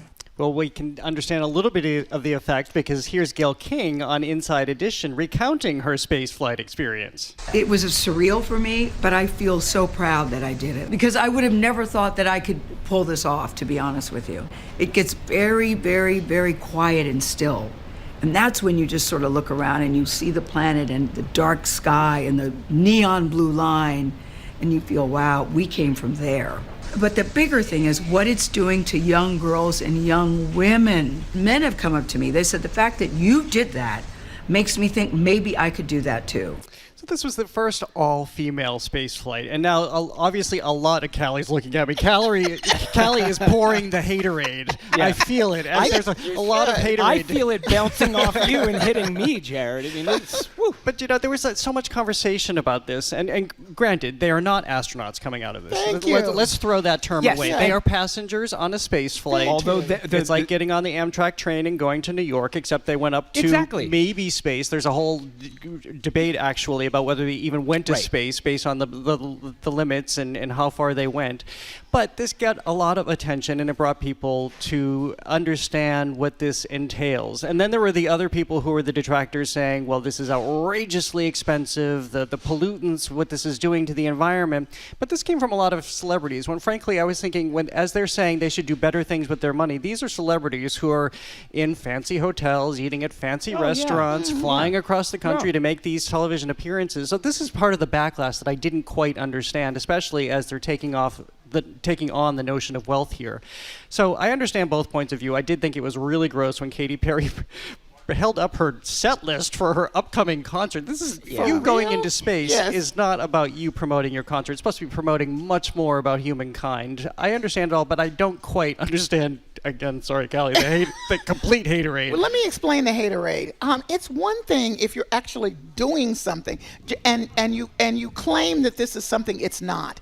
It is not, as you said. These people are not astronauts, right? Though in the press release they were referred to as the crew. They're not the crew. They are not the crew. Well, look at the picture. If you're streaming online, we have a picture of what the crew look like. I'm sure Callie has thoughts about this too. I do. Actually, I think Lauren Sanchez's outfit isn't bad. The design isn't bad. Good for you, Lauren Sanchez. She designed the outfits. But again, this was not about actual science. That's the thing. And it's okay if they just said, we're riding on the thing. I agree. We're enjoying ourselves. We hope that it makes other young people think, hey, maybe I can go beyond the boundaries of what I am doing now. I got no problem with it. I got no problem with Gale King saying, it's a personal growth moment because I'm scared of flying. Got no problem with that. The minute you start talking to Mae Jemison, who is an astronaut, the first black woman in space, and you say you're comparing yourself to her, that's where I have a problem. Yeah, it's a bridge too far. And let's not forget that in the midst of this, we have astronauts right now like Christina Koch and Jessica Meir. Jessica Meir from Maine, by the way, local astronaut, who are in training and getting prepared for this Artemis mission, which is going to happen, where they're going to go to the moon. Christina Koch is going to go around the moon. Yeah. There's a chance Jessica Meir is going to be the first woman to walk on the moon in the next couple of years. And so there are women in STEM and women in the aerospace aerospace and there are women astronauts doing it right now. So let's take a moment while all this talk is happening around this to say, hey, they're out there, they're in there, and they're inspiring. And the reason we're talking about it, if people say, why are you talking about a haterade lady? Because you don't like it. Because it is a cultural moment. Of course, it is a cultural moment. So we acknowledge that. But I'm just saying that it just drives me crazy that they've claimed something that is but not. That's where I think they've gotten into trouble. Yes, I mean, I think that's where most of the people who are giving the hate about it cost this much, whatever, they were going to hate it no matter who went up. But I think the part where I think a lot of people are rubbed the wrong way a little bit when it's tried to make, they're trying to make it into something else. Well, also, if you think about just the whole experience, I know we're going over now. The control room is going to go, our control room, our space control is going to go crazy right now. We're going past our boundaries. Exactly. We are in space, by any measure. But I think if you're part of this whole experience, and the Katy Perry holding up the set list thing aside, you're going through this whole experience, you get absorbed in it, and then you have this experience, which is a very singular one, to be up there looking down at this planet. How could you be anything but moved? And then if Oprah greets you at the end of it, hey, I don't better. Again, personal and growth you go moment. to space. No and problem. You go to space. No and problem. Personal growth moment. Yeah. But you are not Mae Jemison. That is all I'm saying. All right.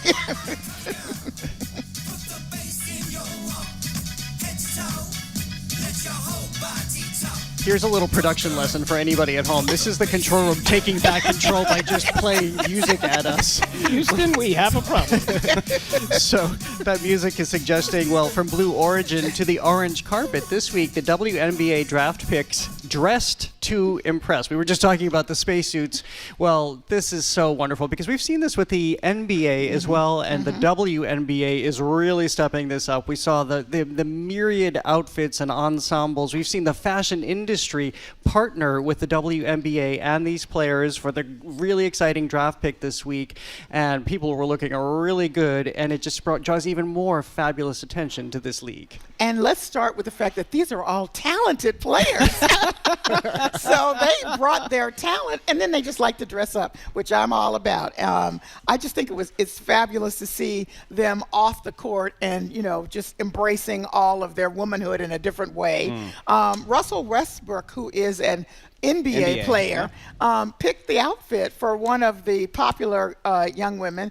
Her name is Georgia Amore, and she got drafted by the Washington Mystics, and you may know her because she's so short. She's 5'6". Yeah. So, but I think we have some pictures of some of the other women who came, and they call it the orange carpet because of the basketball, of course. And I love that black and black leather ensemble by Anish Morrow. That's Paige Beckers, the #1 pick in the middle. I thought Paige Beckers looked cool. She looked very cool. I was very surprised. Yes. I was like, wow, all right, that's a really... I know. That's the one that's all by Coach. Because Coach, the brand, has partnered up with them. Yeah, and it looks like a jumpsuit. I can't quite tell. And then this beautiful dress by a young woman, Nika Alexander. Well, it's by the designer, Nika Alexander, but it's Kiki Irafin is the actual player. She looks gorgeous. I love it. I just think it's fun. And she went to a Nigerian designer because of her ancestry and heritage. And so, again, for anybody who wants to listen to the show or watch the show by streaming online, you'll see these outfits that we're talking about right now. But they all wanted to send a signal, whether it was their own personal heritage, whether they wanted to be fashion forward or the way they collaborated. And it's really exciting. It's fashion. It is. Okay, so but I have a legitimate question. Yes. Because I find myself sort of wondering about this because to your point, and I think you said it, Jared, the NBA, certainly the NFL draft as well for these male athletes, kind of maybe without as much kind of an official stamp, like what these men are wearing, these young men are wearing at these drafts has become like a huge deal and a big sort of part of the thing. A huge deal. Now, I look at this, and this is like a women's league, and we're looking at women doing fashion, and I look at that and I wonder, if there's issues with that at all. Well, I say no. You know why? Because you don't get on the orange carpet unless you got some talent. Hello, hello. Let's talk about it. No, totally fair. So you're only there because of your talent first. Usually when we have a problem with it, we women, if you're just like, what is she wearing? You're not paying attention to the other aspects. Right. And it becomes a whole objectified But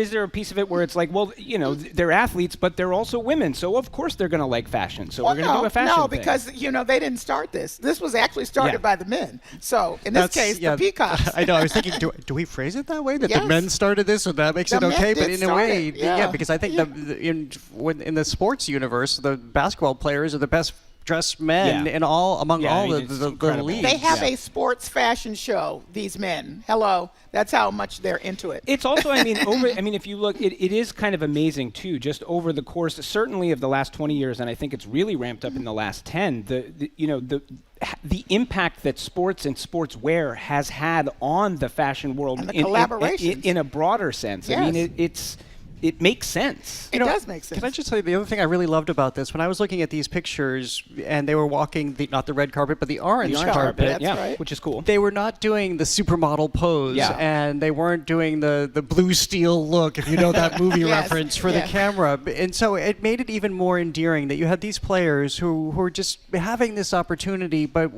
you could tell that they're players first and foremost, and this is now another extension of who they are. That's exactly right. And the fact that it is attached to the draft, right? So they do That's it, right. and then the draft happens, and so it is centering their talent, and the fact that they're about to get drafted into this professional league, and it's going to be life changing. And dare I say it, some of them can dribble around some of the men. That's all I'm saying. Yeah.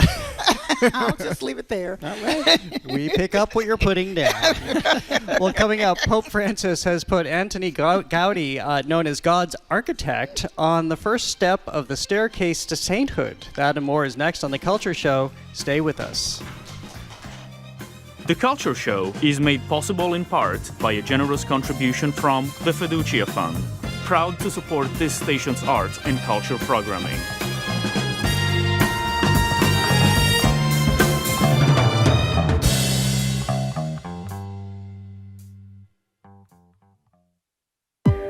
A new podcast uses folk tales to explore the richness of Sudan's culture and history at a time when the country is mired in a devastating civil war.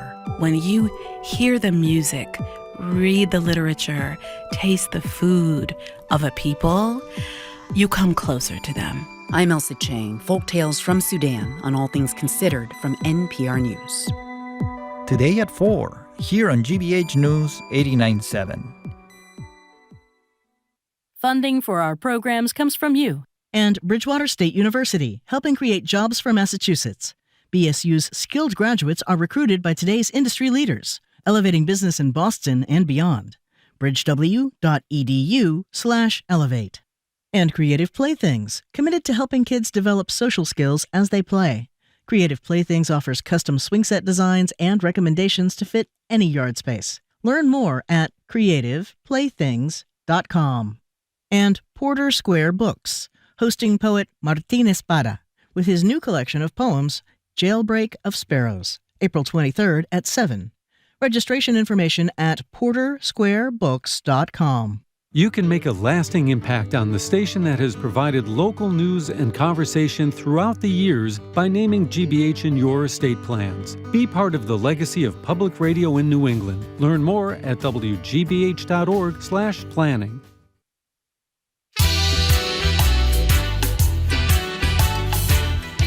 Welcome back to The Culture Show. I'm Jared Bowen, live from our GBH studio at the Boston Public Library. I'm joined by co-hosts Callie Crossley and Edgar B. Herwick III. If you're just tuning in, it's our Arts and Culture Week in Review, which includes Antoni Gaudí. The Vatican has put the architect of Barcelona's famed, and still under construction, Sagrada Familia Basilica on the path to sainthood.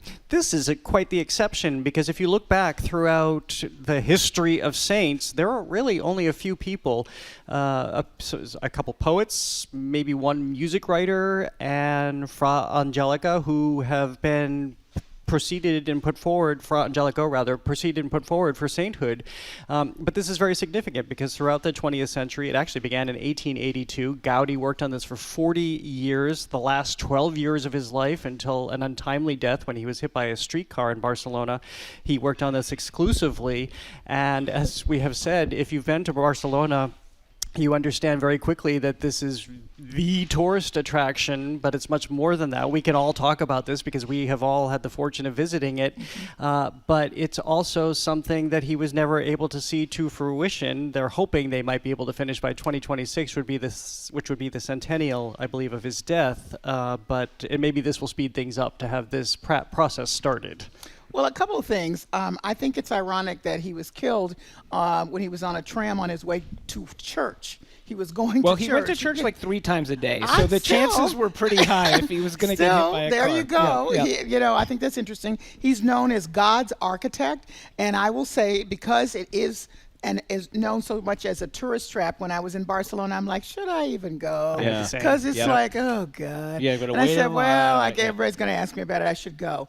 And then you round the corner and you see it. And I can't even explain. My mind was just going in. The interior. It's insane. And the exterior, the exterior too.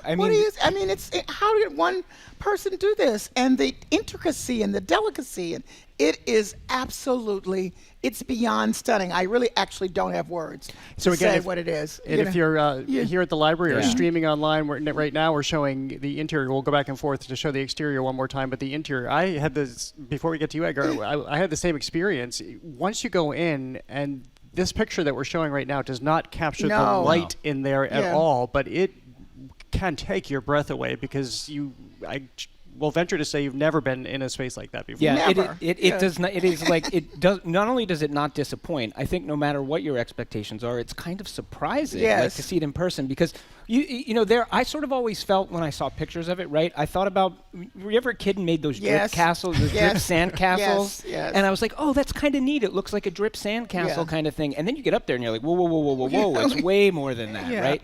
So on the one hand, you look at that and you say, all right, if there is a work of art on this earth that you kind of look at and say that is divine, that is divinely inspired somehow, that's probably one of them. But it is the idea that he's now sort of on this potential path to canonization is fascinating. I find it very, very interesting. To your point, Jared, and I think it's very rare in the church that an artist is put forward. He's put forward in part because he was a devout person and he talked about God's inspiration in his work. But even these other artists, of which there are very few, are mostly also people of God. I mean, he's like a layperson who was an artist. So that's a little surprising. Although apparently, there's been something of a movement for this for some time. There's like a group out there that's been kind of setting this forth, as happens with the church. I mean, these things don't happen by accident. But I don't know. I find it really interesting. The other thing, and by the way, I am no expert on this, but I do also know that I think about this in terms of, I don't want to get overly political, but to be Catholic in Spain, I think is a very particular thing due to much of the 20th century. It had, the church and its involvement with Franco during the Spanish Civil War. I know him as a figure, and this piece of work has also been kind of caught up sometimes in the Catalan independence movement. So I look at this, I also wonder about the political ramifications and how that is or isn't playing into the decision for the church to do this. I mean, I don't know. Again, not expert on that, but it is something that comes to mind when I see this. Well, I'm a temporary expert because my show this week is looking at Black Catholicism. So venerable, which is what he has been named as the first step, and the next is beatification. And then you get canonization. After a couple proved miracles. Yeah, you got to get the proved miracles. It's a really giant leap to apparently get there. There's already a couple, people have said that there are people, there's at least one guy who was healed from some sort of scoliosis or something after praying to Callie. I know they have to prove it. Forever. So, but it is important that he finally, got to venerable, because you can't even be considered if you're not there at that point. Yeah. So that's really quite amazing. And I think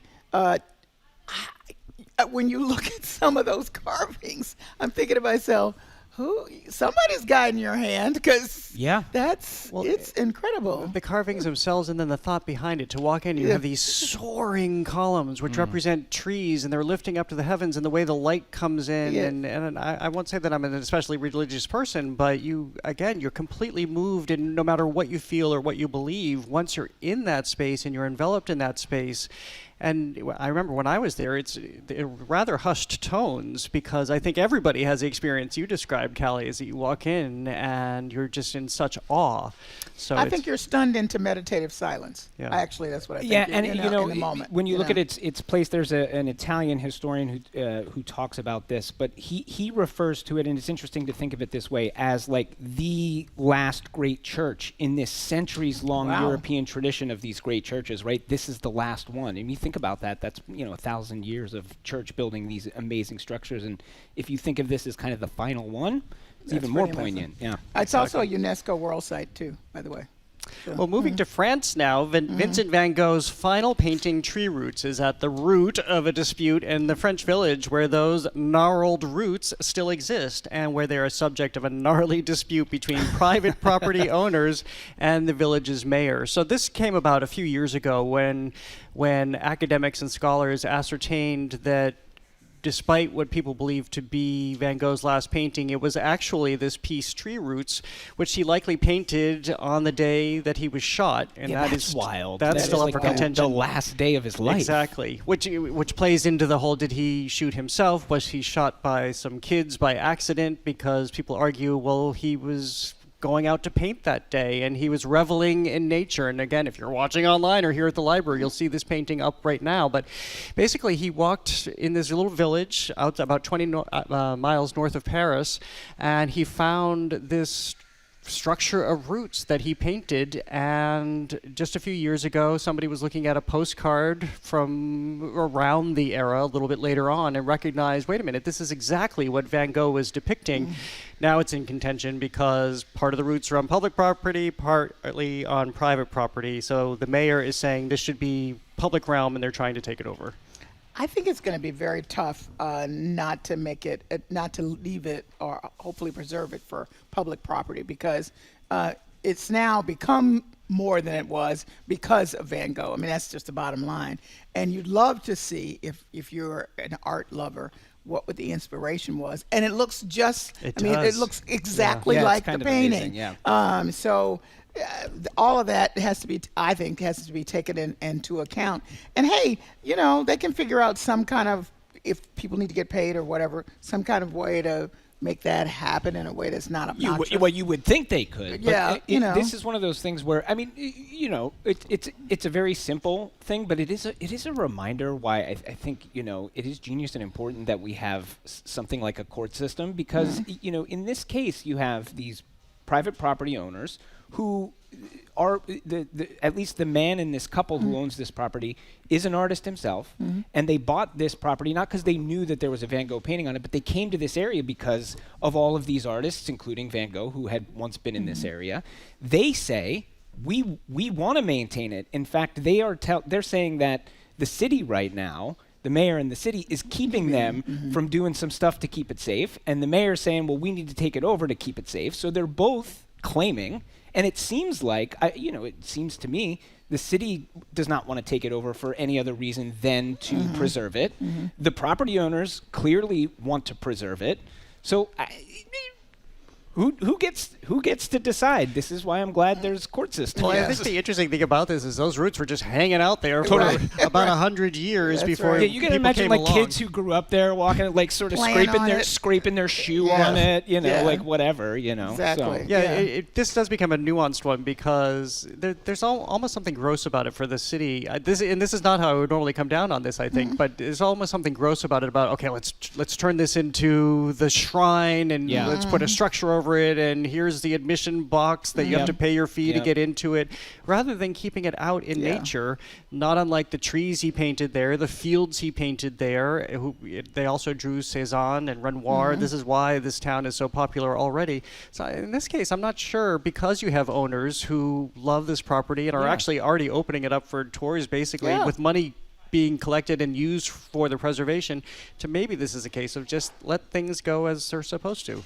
I think you're going to have some legality in place for the future. Sure. So that's That's what's at stake here. Yeah, really. so I mean, I really hope they iron it out. You know, Yeah. maybe there's some sort of thing where, you know, these owners hang on to it because as long as they're taking care of it, then the city takes over if something goes poorly. I mean, to your point, Jared, I mean, this is already a hot spot for tourism that is art-based. So Right. it's, you know, I don't see what the city really gains other than, you know, making sure it's preserved. So that's the role I think they ought to play. And I just want to mention for people who love Van Gogh, and if you're in and around Boston, you should definitely go see Van Gogh, the Roulin family portraits on view through September 7th. We recently had the curator Katie Hansen on the show. So you can listen to the story behind that story on our podcast. But this is a show that, and I hear it's doing gangbusters at the MFA because people love the Van Gogh. Yeah, it's all about this one family and, of course, his exceptional portraiture.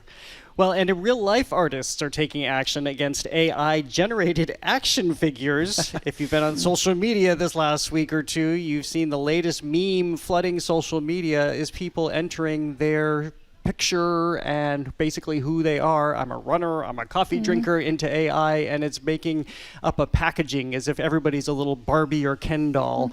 And then artists looked at this and thought, well, wait a minute, the only reason AI can do this is because they've been scavenging our work, so let's make our own illustrations. So again, this is reminding us of this battle and this copyright infringement between AI and artists. And it's not as simple as, you know, because I've had some people look at it and say, well, just look, you can tell it's different, but it looks kind of the same.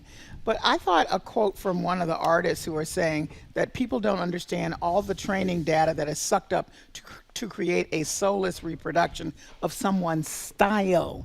That there are some artists who spend their entire lives building a specific style only for it to be stolen and rebranded as AI style. And we'll illustrate that right now, because right on our stream we have the example, the AI generated, this is the packaging if you were going to be a doll, and then let's switch to what the artists have been doing, which is of their own style and their own artistic influence as they've rendered it. As Callie was just saying, this is what's being taken away, somebody's vocabulary and how they create these things. Yeah, exactly. So it's a big deal, and we all need to pay attention to it because no one wants to have your creativity that you either were inspired by, born with, whatever, created yourself, be copied like it's, you know, a photocopier. I mean, this is exactly what's happening, and that is just wrong. Yeah, I mean, so I'm gonna take issue with one particular word in this, and I think it is important to draw some distinctions here. So the idea of soulless, right? So this, you know, the idea that, you know, if it's created by AI, it's somehow of, you know, less merit or less worthy or not as good. I mean, I look at those, and it's a matter of taste. I think the AI ones look pretty cool. AI does some stuff really well, and it's getting better. And I think it's very discomforting, I think, for us as people, and certainly for artists, to have these things that we think, well, you know, a beautiful piece of music is only something a human can make, and see machines, which are very complex machines, getting pretty darn good at it. And I think it's easy to want to turn away from that and say, well, it's soulless. It's not. I think we need to grapple with the fact. And I think we need to grapple too, but hello, they didn't start from scratch. Well, no. That's my point. So that's the second part of the distinction. Okay. So for me, my issues with AI, I'm not going to look at AI and be like, because I disagree with a bunch of stuff about it, which I do. I think, you know, all of the, you know, as you said, this is machine learning on millions of people's work. Probably which it does not have the copyright for. We don't know what work it is taking because there's not transparency from these companies about what they're learning on, right? Not to mention the environmental impact of how much computing power it takes to do all of this stuff. So all of those, I think, are issues and need to be dealt with.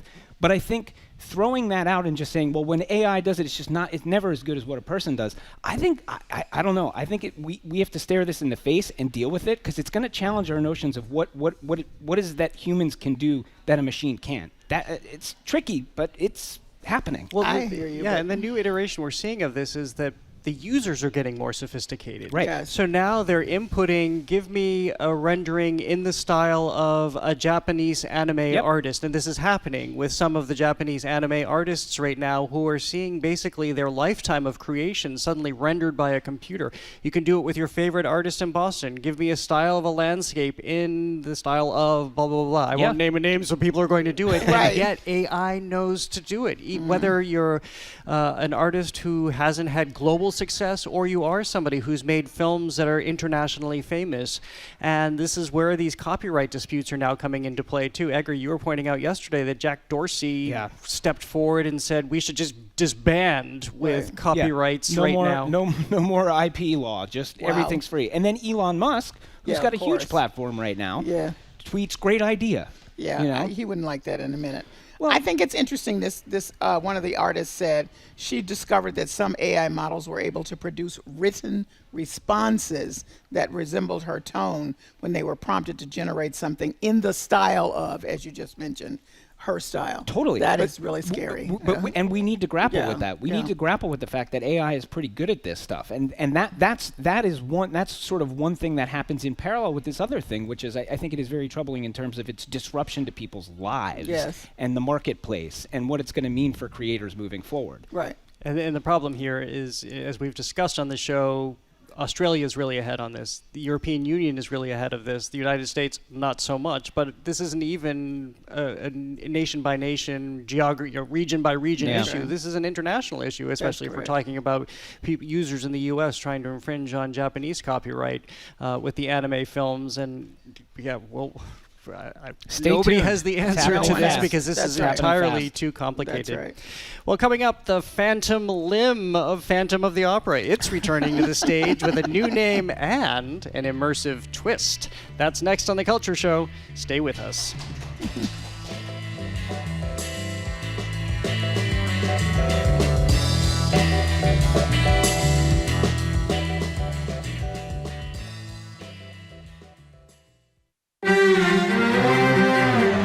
Nowadays, there are gadgets that enable dogs to make requests by pushing buttons, which has cognitive scientists floored. And we're sitting down at my computer where we have opened a feed of button pressing from dogs all around the world. Are dogs trying to talk, or do they just see us as vending machines? That's next time on The World. This afternoon at 3, here on GBH News 89.7. Our programs are made possible thanks to you. And the Newman School in the heart of Back Bay, dedicated to being a spirited community for local and global teachers and learners, now enrolling middle school day students and 5-day boarding high school students. NewmanBoston.org. And Seasons 4, the outdoor living store in Lexington, featuring over 100 styles of outdoor furniture delivered throughout New England, plus a wide selection of plants, statuary, and garden accessories. April event in progress. Seasons4.com. And the Massachusetts Office of Travel and Tourism, commemorating 250 years of history, independence, and innovation since the American Revolution. Learn more at Massachusetts250.org. Local news, trusted coverage. Always on the GBH News YouTube channel. Subscribe today and watch on any device. Just search for GBH News on YouTube. GBH News, what matters to you. I got the horse right here, the name is Paul Revere, and here's a guy that says if the weather's clear, can do, this guy. Welcome back to The Culture Show. I'm Jerry Bowen, live from our GBH studio at the Boston Public Library. I'm joined by co-host Callie Crossley and Edgar B. Horwick III. Life is just a musical. If you're just tuning in, it's our Arts and Culture Week in Review, which includes a surplus of Patriots Day events as the 250th anniversary of the American Revolutionary War is now upon us. Here it is. No countdown anymore. It is here. From a reenactment of Paul Revere's Midnight Ride tonight to the staging of the battles of Lexington and Concord this weekend. I was very fortunate to be part of an event with Ken Burns at the Old North Church the other day where he was being presented their third Lantern Award. And I have to say, it was just extraordinary to be in this city. It was a bright, sunny morning to understand what was happening 250 years ago. And then we have the fortune of living here or in our surrounds, of being in the places where it happened. I was sitting there in the Old North Church thinking, I cannot believe that I'm here, knowing what unfolded here 250 years ago, which of course was so consequential, and it's just our fortune. You know, the other thing that can give you a little bit of like kind of hair raising is that this is exactly 250 years Yeah. from that time. Yeah. So that's like, woo! You know? Do we think Paul Revere was eating it by this time, 250 years ago? We're thinking, he and Sam Adams were having a couple brewskis. Well, no, actually, Samuel Adams was way out in the sea. That's here what she you'll goes. learn. That's what knows you'll learn on your history when you pay attention this weekend.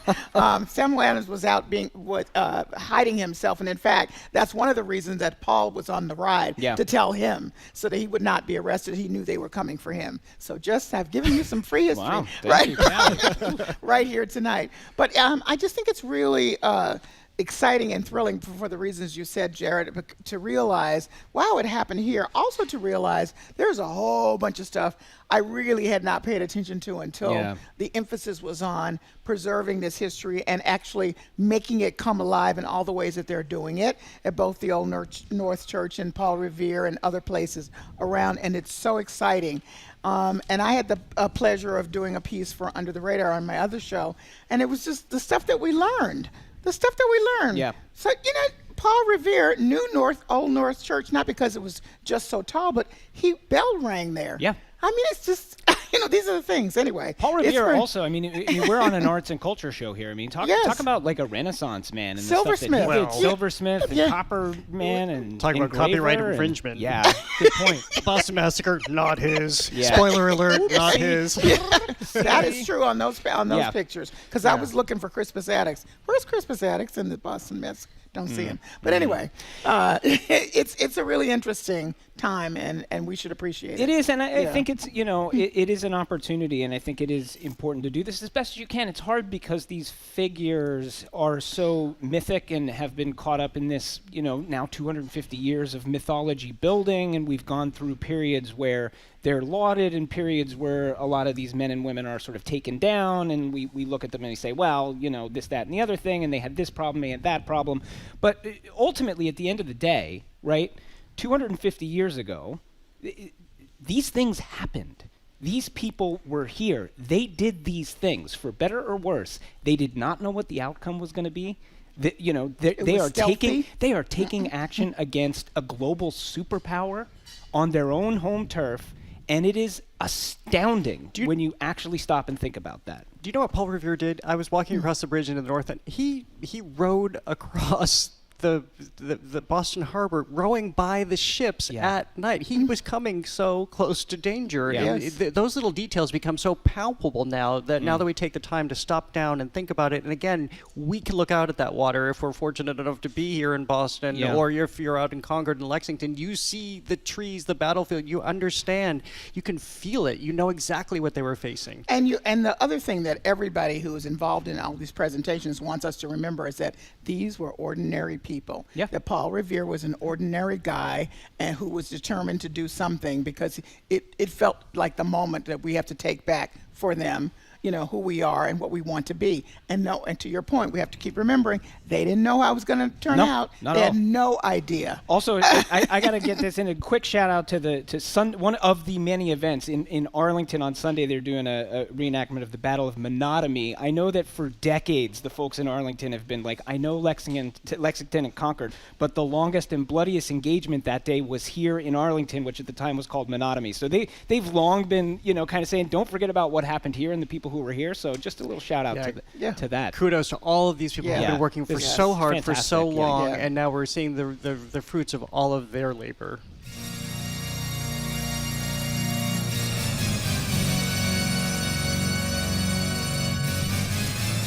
Well, Phantom of the Opera will haunt New York's theater scene once again, but under an alias and cloaked in the mystery of a new immersive experience. So it was big news just a few years ago when Phantom of the Opera closed on Broadway because by about 3,000 performances, it was maybe performers too. It was the longest running show on Broadway, but already it's coming back. But details are trickling out. So now we know it's called Masquerade, name of one of the songs, and of course Mask, and it's going to be an immersive experience in a space that's being built out right now on 57th Street in New York, and that's all we know. That is all we know. I think it's amazing that it's in just 2 years' time it's coming back in any reshaped form. That just says something about the power of that story, first of all, because we all know how hard it is to get funding these days on Broadway. So that, they don't just put it up for something they don't think can work. So it'll be very interesting. Yeah, 13,981 performances. Yeah. That's how many they did on Broadway, which is crazy. I also think about, I'll age myself a little bit, but like that was a staple in New York. Like my first, like as a kid going to New York or whatever, it was like, there's that's where Phantom's playing, right? It was like that and Cats at the Winter Garden Theater. Yeah, and that first experience you had seeing Oklahoma went over from here. Was that the other one? It was Oklahoma, and then Cats, and then Phantom. I see what you did there, Jared. Yep. But no, I mean, I give kudos. It does seem like, so this, you could look at this and say, I mean, ran for decades, right? And it's, an older show or whatever, but they're in the 21st century here. They're doing something kind of clever and cool here. They've been dripping information out. There's little videos from Andrew Lloyd Webber. There's people like on blogs being like, I spotted him coming in and out of this space. Something's going on. They've not clarified like what it means to be in like, there's a bunch of mystery around this, which is perfect for the brand of Phantom of the Opera, but good job them. Like, can't wait to see who's cast. Exactly. And we have to say, we're kind of branding this our nostalgia bundle, talking about the 250th. That's certainly looking back. Phantom of the Opera, this was a staple of so many people's lives and childhoods, and who doesn't love a synthesizer, which was the defining sound of the 1980s. Exactly. So I think that's part of it too, is just like this ongoing trend of people wanting to go back and revisit stories, even if they're going to be modified, as it seems to be, as it will be here.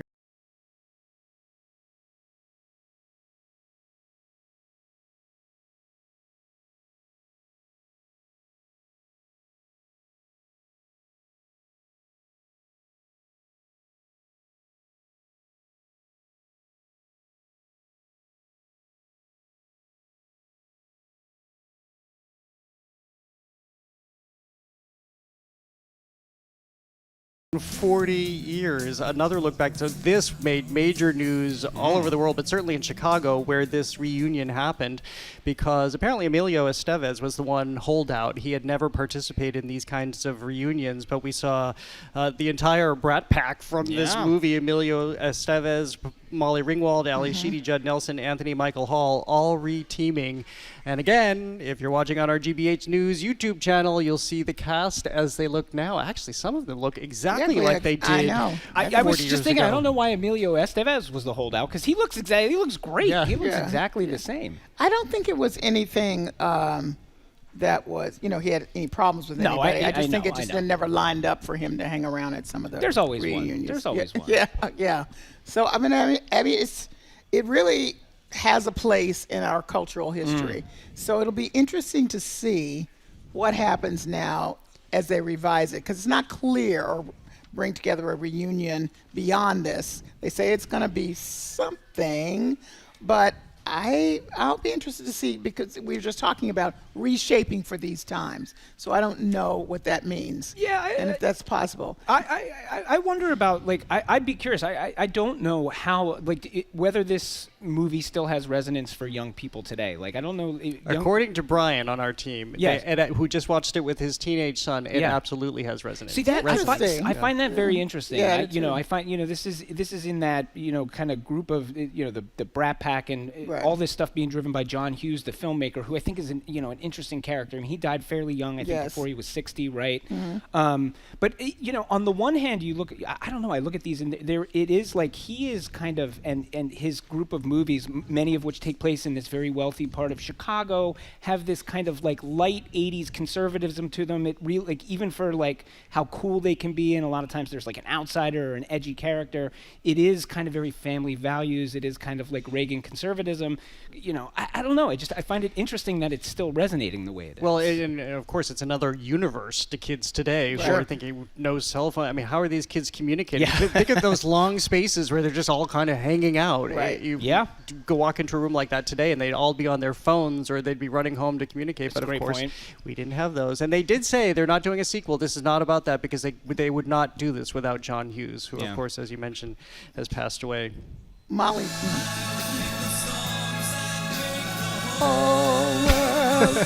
Sing it, Callie. I like the songs that Well, if you're a fanalo, let us break it we'll break this to you gently, that at age 81, Barry Manilow has announced his farewell tour. Let me speed that up. I didn't want to suggest something else had happened at age 81. Yeah. He's still going deep breath, strong. Everybody, deep breath. He's fine. But he has been going since the 1970s, going back to when he was writing jingles in the 60s, and then serving as Bette Midler's piano player and music director and early producer before they had a falling out. He's been doing Las Vegas residencies, but he's going to do one more spin around the globe, including a stop here in Boston and Providence in late May. Well, that makes sense. He says this is the final tour. What I think is fascinating, speaking of his just going and going, is he's taking a break from his Las Vegas residency to do the lifetime residency. I know, to do the final tour. I'm like, this guy, I don't know where he gets all this energy. There's a long list of stops that he'll be making on this final tour. He gets his energy because he stays nice and warm as he burns all of his millions in his fire to keep himself warm because he can afford to. No. I mean, look. I mean, Barry Manilow, he's kind of easy to poke fun at, but also kind of awesome. Yeah. And so awesome that he's doing this. You talked about jingles. You know that he did the State Farm jingle, that like a good neighbor. He did? I did not know that. I did not know that. That's him. And he apparently sold it for $500. He was like, here you go, $500. They've been using that for 30 years, 40 years. They've been using that forever. It sold it for $500. Yeah. Well, that's why he has to go on tour. Band-Aid. I'm stuck on Band-Aid. He wrote that one too? Yeah, he did that one too. God, he's really talented. He's good with the adhesive songs. Yeah. Trent Reznor said that he had Copacabana stuck in his head for an entire year. I believe it. So many people are captivated by Barry Manilow's songs. Once you hear it, you can't, you'll be singing it. That's why I'm not singing that right now, because I'll be stuck with that for the rest of the time. I think he's, good, wholesome fun, and very talented and a lot of energy, and good for him. I also appreciate an artist who says, I'm going to make a definitive time period for me to wrap this or have some movement toward, in on my own terms of deciding when, out here anyway, is the end of my performing in that way. If you get to Vegas, you can still see me there, but I'm not going to do that. I'm just not going to keep going. How great is the concept of the residency in Vegas or anywhere else? It. Just kind of hang out. You kind of do the do your shows. They're ongoing. People come. You don't got to go anywhere. I mean, that is, if you can get to that, that is fantastic. And the people that come can sing all the songs. And you don't have to tell people you're going to Vegas to see Barry Manilow. You just go to Vegas. You're going to Vegas because what happens in Vegas stays in Vegas. You don't even have to tell people when you come home. I think his songs are fun. I don't mean to poke fun. It's just kind of fun. But you also have to think, this is a guy who came about in the rock and roll era, and he just stayed in his lane. He didn't try to do anything else. And I love it. Yeah, he has lots of money to burn in the fire for it, because we can't, Mandy, you can't get the songs out of your head. Let me just leave that one. State Farm is happy to insure him. Yeah. Well, this is a great one. Fire Festival 2 has gone up in flames. Weeks before it was supposed to kick off, it is now indefinitely postponed. Shocker. What I can't get over is how this was announced on the Today Show. They did a whole interview about this. This is a man who, just to quickly remind people, also go back and watch the Netflix documentary. Please. That this is a man who created a festival where people showed up and were served grilled cheese and had no... They weren't grilled. It was just cheese. Oh, it was just cheese and something that resembled bread. Cheese. It was ungrilled cheese. They'd paid all this money, no concert, no events, no housing, no lodging, and cheese things. And he came back after serving time in jail. After pleading guilty. After pleading guilty to fraud charges, and announced that he was going to do this all over again. It was charging thousands of dollars again. Up to $1 million for one of the packages on this. By the way, up to $1 million. And the island said that where it's supposed to happen said there are no permits. No permits have been pulled. No acts have been announced, so it's all off. Well, he was supposed to do it in 2 locations in Mexico, Isla Mujeres or the Playa del Carmen. Both places said, We never heard of the guy. We don't know what you're talking about. No. Yeah, and there were never, in neither place were any artists announced as being a part of it. He said that was a surprise. I don't know. Why are you not trusting Edgar? So, right now, if you go to they have a very slick website with like lots of moving things and stuff like that. If you try to buy tickets, that link doesn't work. But you can buy merchandise still that says Fire 2 is real. There's like bucket hats and shirts and blankets and bags. So, you know, you can... I would love to know who is buying that. I would actually... Maybe he is so smart, right? Because it's like, you know what I mean? Like, maybe he's like, we're not going to do it, but we'll sell this merch. And there's definitely a group of people out there who would think it's kind of ironic and funny to have a Fire is 2 thing. I mean, maybe it's as simple as that. I don't know. I'll put it next to my Uncle O'Grimacy shirt. So I do kind of want both of them now that I think about it. So apparently he is really smart. But I mean, this is the thing. This is nutty. And it's not even over because they have announced that this will come back at new dates to be announced. So although they have apparently, allegedly, refunded everybody's tickets. But if Edgar's right, that means the merch is still up, though, while he's preparing for Firefest for yet another one. Yes, the end is coming. The end is coming next month. No, in 2 months. I mean, we're just 3 months. I didn't buy the shirt, but who are these people paying his legal bills? Know. This is what this is all about. I want to know this. I really do. People are bold. Right? You know what I mean? Like, people are... And by that, do you mean people are stupid? Yes. Both. But I mean, I'm sort of talking about him. Like, he gets out of jail and he's just like, right. You know what I think? I think I ought to do that. I'm going to run this back. Like... Oh, by the way, he's not even completely out of jail because apparently he couldn't leave New York because he has an ankle monitor. Anyway. Oh, well. I think I did hear thunder there, which means it's time for our lightning round. These are the headlines that caught our attention this week. Callie, what's yours? Well, I just saw this article about book clubs. Back in favor if they were ever out, but there's a new twist to it with allegedly with the Gen Zers and all, and they're like taking their book club as the root of something and then doing outside activities and blowing it up to do all kinds of other fun things. So that one of them talked about doing trendy wine tastings outside the book, and I am reminded that at my last book club, which was just a couple of weeks ago, we had bourbon drinks, so I don't know what the difference is, but okay. You do you, Gen Z. Nice. Anyway, I'm all about anything that increases interest in books in all genres and in all forms. And according to Eventbrite, there are the book events have proliferated by 31% in 2024. Wow. So that's amazing. That is great to hear. Yeah. Mm-hmm. Edgar? Well, mine's a little bit of a sad one. I just wanted to take a moment and say R.I.P. to game show host and musician Wink Martindale. He was a game show host on a number of game shows through the 70s and 80s. Most notably, at least to me, was Tic-Tac-Toe, which was like my favorite.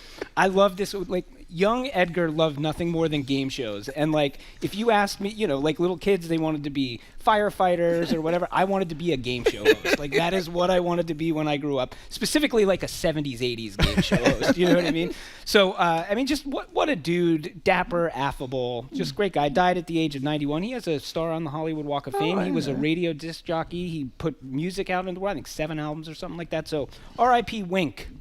Yeah. Little Jared only wanted to... I didn't want to be the host. I just wanted to spin the wheel on The Price is Right. That was my lifelong goal, and it still hasn't happened. It may yet. Well, I think we ran out of time for my lightning round. No. I'll just quickly say... New letter discovered from Bram Stoker writing about Dracula right after it was published and before it was an iconic work, which didn't really happen until after his death. And he wrote to a friend, "Lord, forgive me, I am quite shameless." So he knew what he was doing. He was sensational, that Bram Stoker. Self-awareness. All right, well, that is all for this edition of The Culture Show. Tune in Monday for boundary-breaking country music star, now star of Cabaret on Broadway, Orville Peck, and my conversation with writer and foodie Alton Brown. Find out why he has a beef with calling everyone in the kitchen chef. Today on our digital mural on the exterior of our Brighton studios, you'll find a black and white portrait of garden-grown flowers photographed by Libby Ellis. Her work relies on natural sunlight, she says, and she does not digitally manipulate her photos in any way. To submit your work for consideration as part of Community Canvas, visit the Culture Show's website. Thanks today to the BPL technical and logistics crew, Maddie Geyer, Bill Francis, Sandra Lopez-Burke, Juan Jose Cadena, Chris Hanks, Pat Lally, and Olivia Corshio. Thanks to the Lennox Hotel, to the Newsfeed Cafe, to everyone who came down down, all the runners who came down to visit us today. We love seeing you here at the library. I'm Jared Bowen. Grab your musket and salted pork and have a revolutionary weekend. Where's Mary? Where is she? Where is she? She's just about to close up the library. The Culture Show is made possible in part by a generous contribution from the Fiducia Fund, proud to support this station's arts and culture programming.